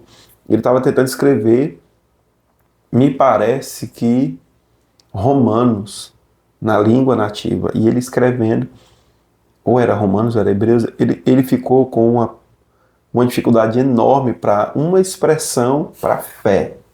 Ele não tinha nada Na língua lá. na língua, ele não tinha, ele ficava procurando, e ele estava muito, a solução? na nossa língua aqui, estava muito aperreado, né? E ele orando a Deus, pedindo a Deus graça, me ajude, como é que eu faço para trazer fé para a língua desse povo? E um nativo entrou na cabana dele e ficou acocorado em cima de uma cadeira. Tinha acabado de alguém sofreu algum acidente, alguma coisa, e ele estava muito desesperado com aquilo. E ele tinha vindo para o missionário orar por ele.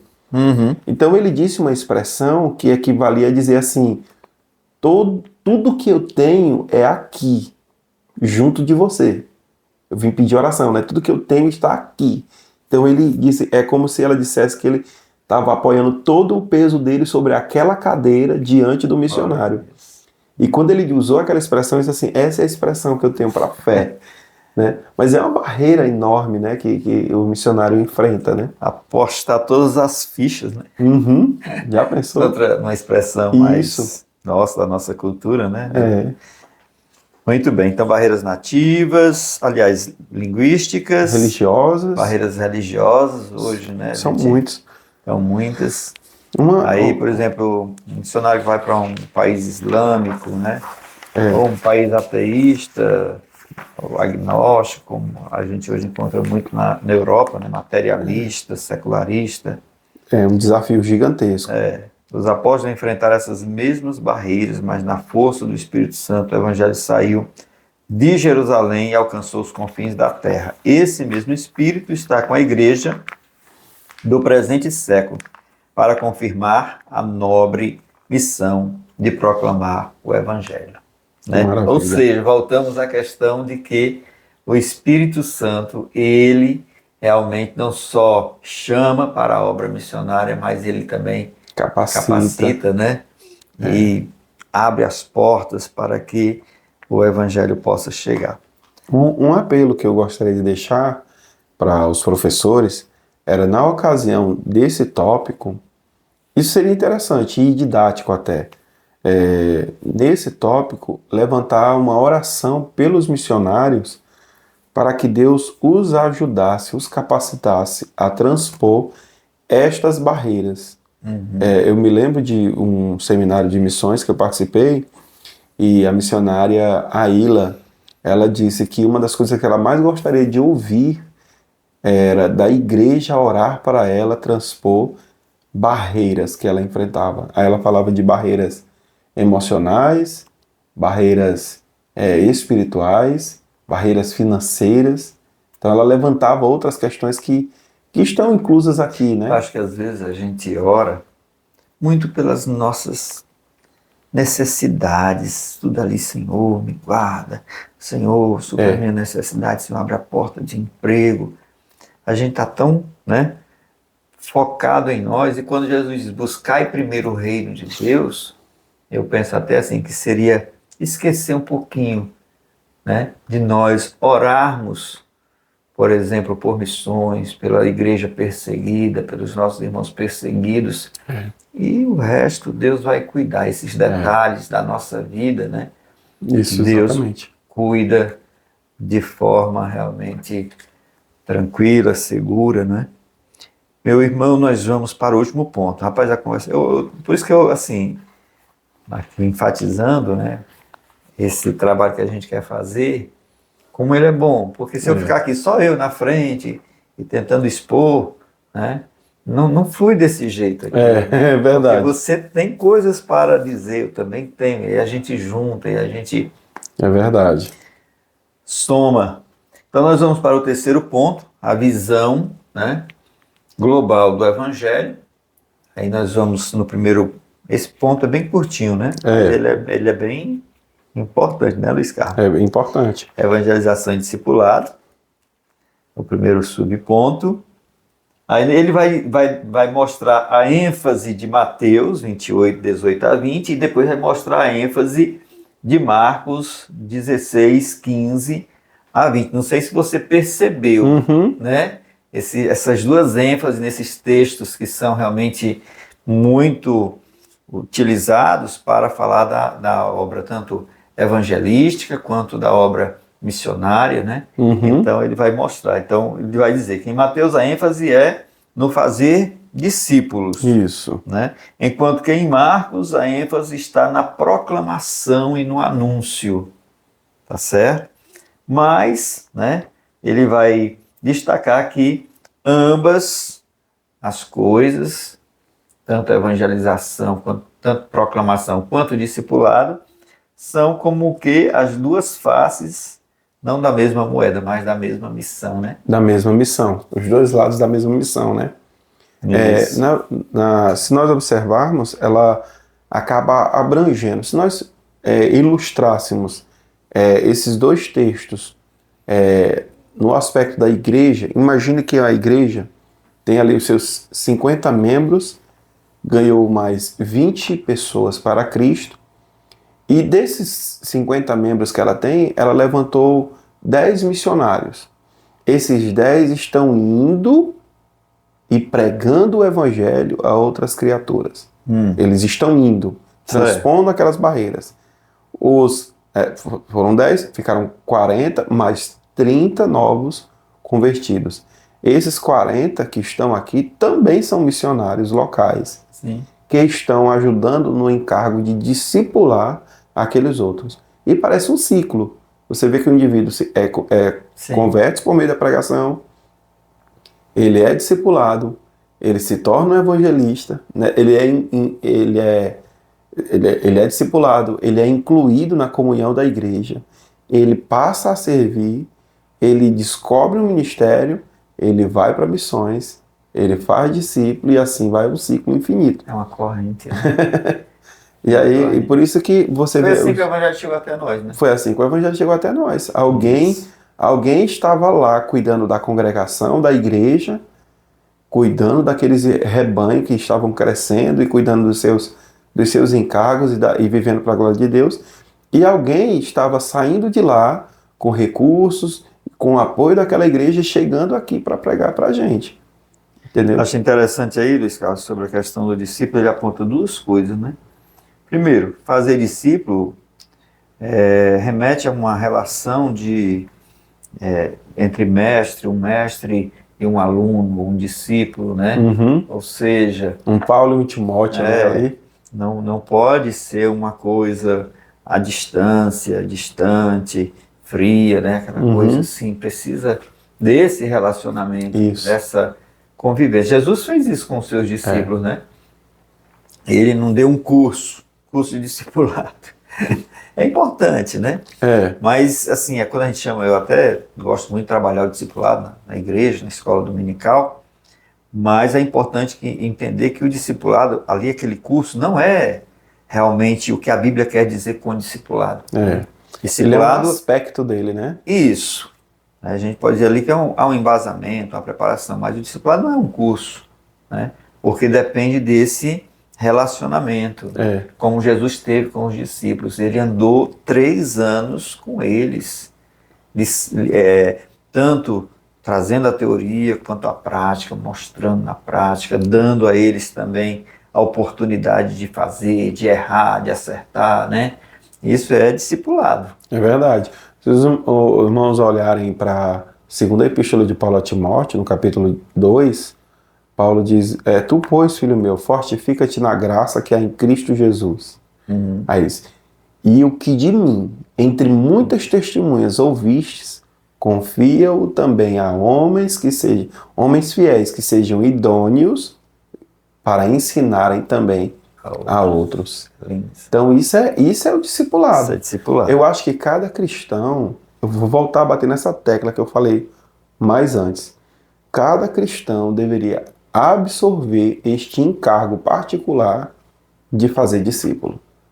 Ajudar no crescimento e desenvolvimento de alguém. Seja um novo convertido, seja alguém, às vezes um antigo convertido. Eu já encontrei... Nós também precisamos ser discipulados. Nós precisamos transmitir o evangelho um ao outro o tempo inteiro. Sim. Eu já lidei com um casal que chegou para mim, para minha esposa, e eles têm anos de crente.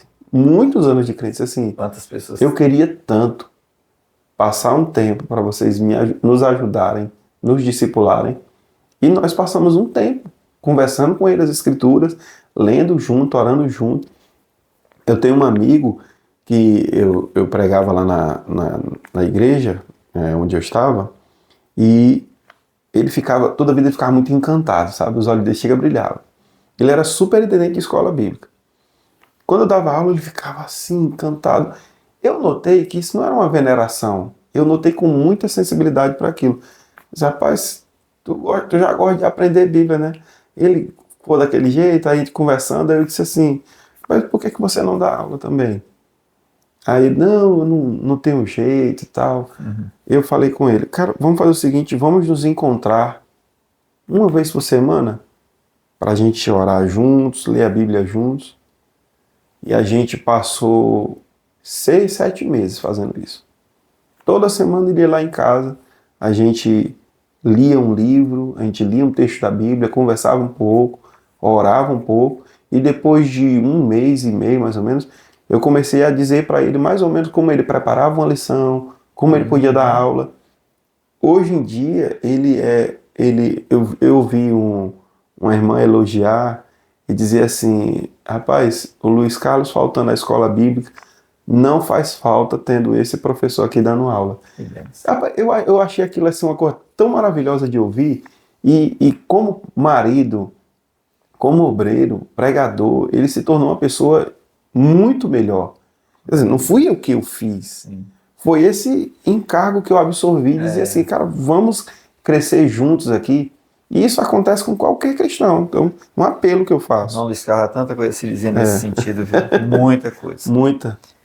Bom, e outra coisa que ele diz é que demanda tempo, né?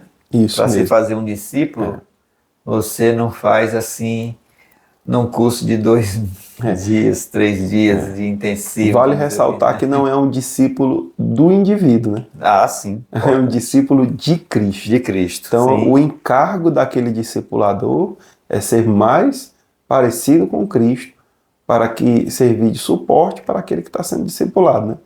Paulo disse, sede meus imitadores como eu sou de Cristo. Bom, no outro texto aqui, que é o de Marcos, ele vai dar ênfase à questão da proclamação, né? E do anúncio.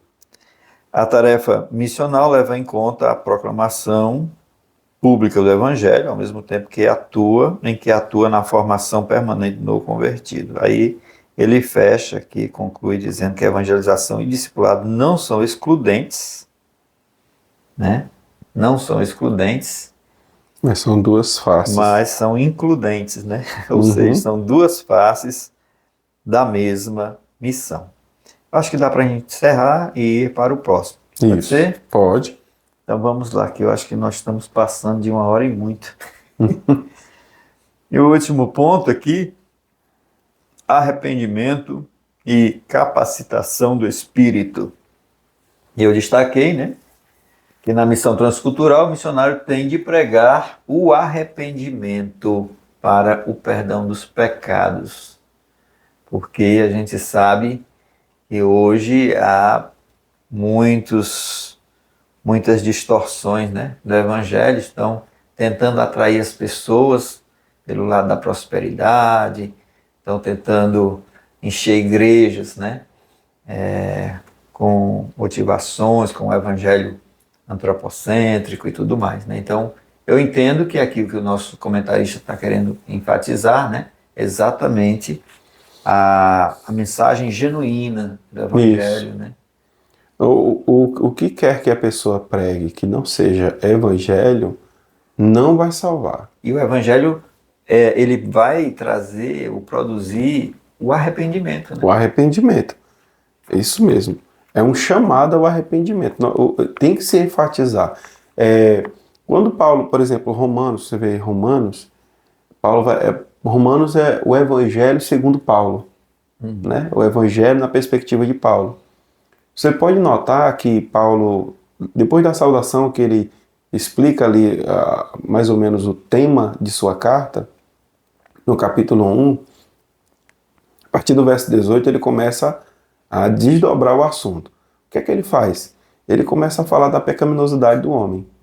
Capítulo 1, 2 e 3 é só pancada sobre a pecaminosidade do homem. O tempo inteiro. E ele mostra nas linhas mais escuras possíveis. Sabe por quê? Porque Paulo tem a pretensão de apresentar o brilho do evangelho. Paulo é como um joalheiro. Um vendedor de joias. Um vendedor de joias, se ele quiser fracassar na venda, ele pega uma caixa com um estofado branco e coloca a joia sobre ele. Né? Ele Tem que botar não vai... o fundo preto. Quanto mais negro, aveludado possível, melhor. Então, aí ele coloca a joia. Brilha, né? Ora, a joia recebe a luz inteira. É verdade. Então, a mensagem, a proclamação das boas novas, ela é antecedida pela proclamação das más notícias.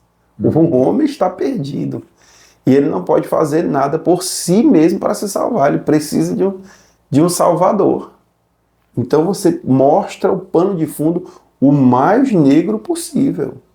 Está entendendo? Apelando às consciências e às almas do pecador. Luiz Carlos, que a gente muitas vezes usa iscas para atrair as pessoas, né? Sei de Jesus, que ele vai ajeitar a sua vida, vai consertar seu casamento, né? Vai lhe curar, vai tal, tantas coisas, são iscas.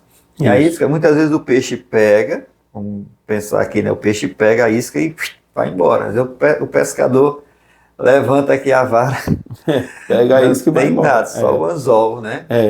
Porque nós estamos colocando a isca errada ali. É verdade, né? A isca errada. Então nós precisamos entender que o que leva a uma transformação de vida é pregar o evangelho verdadeiro e genuíno e pregar a questão do arrependimento. Assim foi começado, né, quando João Batista. Exatamente. Né, arrependei-vos porque é chegado a vós o Cristo Deus. também, Cristo a primeira também, proclamação dele. A primeira proclamação está assim, né? Então nós vamos ver, esse apelo tem de estar sob a autoridade de Jesus, né? Exatamente. Porque aqui ele disse assim, esse apelo deve estar sob a autoridade de Jesus, que tem por objeto sermos suas testemunhas no poder do Espírito Santo, tanto em Jerusalém como em toda a Judéia e Samaria e até aos confins da terra. Foi Cristo quem nos autorizou, nós não pregamos em nosso próprio nome, né? Mas pregamos em nome dele, né? É verdade. Nós pregamos sob a autoridade dele e também ele vai dizer que devemos estar prontos para pregar sob a capacidade do Espírito Santo, rogando que os pecadores se arrependam e creiam, rogando que os pecadores creiam, se arrependam e creiam no Evangelho, né? É uma revisita, tá revisitando o tópico anterior, né? Com certeza. E que mais você acha que seria importante o professor enfatizar, se há ou ele deve ir resumindo aqui suas... Aqui esse pelo menos, tirando o subtópico 1, porque o subtópico 1 ele é muito curioso quando faz esse contraste entre Mateus 28 e Marcos 16. Agora, o último tópico, ele como é que eu posso dizer? Ele vai enxertar novamente, assim, enxertar não, vai encorpar melhor os argumentos anteriores. Está resumindo o que é a mensagem do Evangelho, o que é a proclamação do Evangelho. Proclamar a mensagem de Cristo, na autoridade de Cristo Jesus, sob a capacitação do Espírito Santo, rogando ao Pai para que, por meio do Espírito, o pecador venha a ouvir e se arrepender. Então, coloca o evangelista, o pregador, o cristão, sob a dependência do Espírito Santo. Entendeu? Orar mesmo, rogar para que Deus salve vidas e se colocar na dependência dele para que ele possa realizar a grande obra da salvação. E aí nós temos a conclusão. A conclusão, ela geralmente é um reforço de tudo que foi trabalhado, né? Então, nós temos o grande desafio, que é alcançar o mundo, que é a grande comissão. A igreja precisa sair, né? De Jerusalém. Para isso, como igreja de Deus, precisamos, somos chamados a sair de Jerusalém em perspectiva de alcançar os confins da terra, né? Outra coisa, Deus conta com cada crente comprometido. A Spurgeon dizia que ou você é um missionário ou você é um impostor. Forte, forte. É mesmo, viu? E nós temos aí que é um imperativo do reino, né? Nos perguntarmos a respeito do que estamos fazendo agora para que a água da vida sacie a sede dos que estão sedentos por vida eterna ao redor do mundo. O que estamos fazendo, né? É um imperativo, né? Essa ordem deve nos incomodar, né? Deve. Né? Aquele hino 16, posso, tendo as mãos vazias, né? Com Jesus eu me encontrar. É assim, gente, não é para trazer sentimento de culpa, não. É para nos fazer agir, né? Isso. Tomar a atitude de fazer cumprir o mandado, né? E por último, o pecador depende de nós para ouvir as boas novas. É verdade. Né? Aqui eu gostaria de enfatizar nessa parte onde ele chama para uma reflexão a necessidade que o professor tem de chamar cada cristão, cada aluno a fazer algo para levar o evangelho no ambiente onde ele se encontra, né? Na dispensação onde ele se encontra. Se você pensar que o campo missionário é o mundo, então há um campo missionário na sua casa, há um campo missionário no seu trabalho, na escola, na faculdade. Eu trabalho numa escola, José também, né? Eu trabalho numa escola há 10, 11 anos. A semana passada eu vi um grupo de adolescentes fazer uma parada e louvar ao Senhor e ler uma palavra e orar no meio de um intervalo. Não houve uma mobilização de nenhum professor, de ninguém. Foram eles que fizeram isso. E foi um estardalhaço, né? Chamou a atenção de todo mundo, tá entendendo? Para essa atitude. Foi uma atitude belíssima. Adolescentes tomaram essa iniciativa numa escola que não é comum, né? Você vê isso. Nessa mesma escola eu já tive a oportunidade algumas vezes de fazer trabalho de devocionais com os meus colegas de trabalho. Então reuni colegas de trabalho, vários deles. Foi interessante que eu comecei um trabalho com 5, 6 pessoas e lá em cima na galeria alguém passava e quando viu a gente sentado ali com a Bíblia aberta, você, peraí que eu trouxe minha Bíblia. E é uma pessoa que não era cristã, mas tinha uma Bíblia na bolsa. Entendeu? Então várias pessoas chegando e se agregaram. Então isso é possível, né? Perfeitamente possível. Tá bom? Amém. Muito bom, viu, irmão Scarro?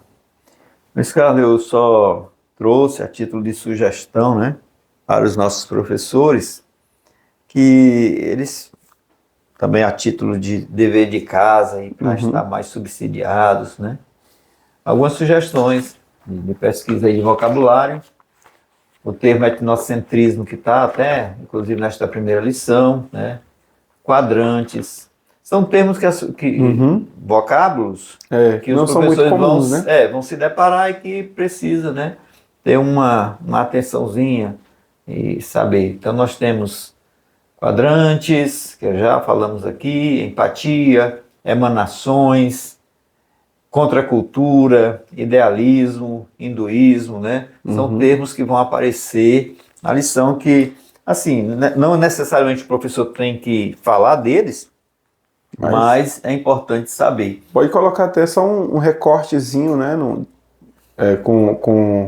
com a designação do termo, porque pode surgir alunos que perguntem o que é, E Exatamente. aí é muito ruim o professor não saber. Não é que o professor tenha a resposta para tudo, mas é interessante ele ter a resposta ali. Outra coisa que fica como sugestão para os nossos mestres, né, é que algumas doutrinas que vão estar, né, Permeando a pontuando, lição. permeando a lição, né, e que é importante fazer uma revisão. Nós temos a missiologia, que é a que se evidencia mais Uhum. diretamente. Nós temos a teologia no sentido da doutrina de Deus, né? É teontologia. Pronto, Teologia ou teontologia? teontologia, a pneumatologia, a doutrina do Espírito Santo, né? Imprescindível. A bibliologia, que lá Doutrina pela da quarta, Bíblia. quinta lição, ele vai falar Uhum. das cartas, vai falar de como a questão aparece, né? Essa questão da missão aparece em cada um desses livros bíblicos, tá certo? Tem outros, né? Eu rapidamente li até a sexta lição para fazer esse mapeamento, né? É bacana, muito Fazer esse bom. mapeamento. Nós temos algumas personalidades, alguns personagens, algumas figuras ilustres que vão ser citadas, como Hudson Taylor, né? David David Livingstone. Livingstone, né? Outros missionários também, que eu não tive a oportunidade de ver. Temos Aristóteles, filósofo grego, né? Ele vai citar lá, uma certa altura, em uma das lições. Sugestão aí de bibliografia, que é muito citado esse livro, pelo menos nas 4 primeiras lições, ele, nos subsídios que vem, né, na lição, ele traz. Mas tem outros livros, né? Mas esse daqui, eu gostei muito dos comentários dele, né, dos Muito recortes, bom, né? né? Teologia George Bíblica de Peters. Missões, do George Peters. Peters. Bom, irmãos, Teologia Bíblica de Missões. Tem outros livros também, né? Atrás tem um também. livro de apoio, né? O livro de Eu apoio. até comprei aqui. Nós temos ali a revista do Ensinador Cristão, que é muito colocada aí como sugestão, né, para os professores, tá certo? Irmão Luiz Carlos, nosso encontro foi muito positivo. Maravilha. Eu, sinceramente, era isso que eu pensava, era isso que assim veio na minha mente fazer, esse bate-papo, essa conversa, esse diálogo, Muito bom. né? É melhor do que dar Muito uma aula saudável, sozinho, né? né? É Melhor do muito que dar uma aula saudável, sozinho. Eu acho que é um diferencial que nós podemos acrescentar nos diversos aí, eu acho que tem dezenas de canais, né? Tem. Então, nosso diferencial é esse, é fazer uma aula dialogada, conversada, e a gente pede perdão, eu peço perdão se ficou um pouco longo, mas é porque não dá, né? Assim, para conter muitas vezes, porque realmente a coisa vai, né, se expandindo e a gente vai. Mas a gente quer agradecer mais uma vez, a gente quer pedir aqui, o irmão Luiz Carlos já pediu.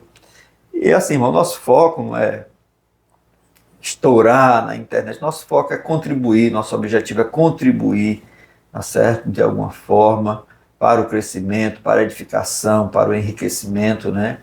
E se os irmãos nos derem essa honra de assistir, será para nós também algo muito gratificante. Nós queremos encerrar orando, agradecendo ao Senhor, né?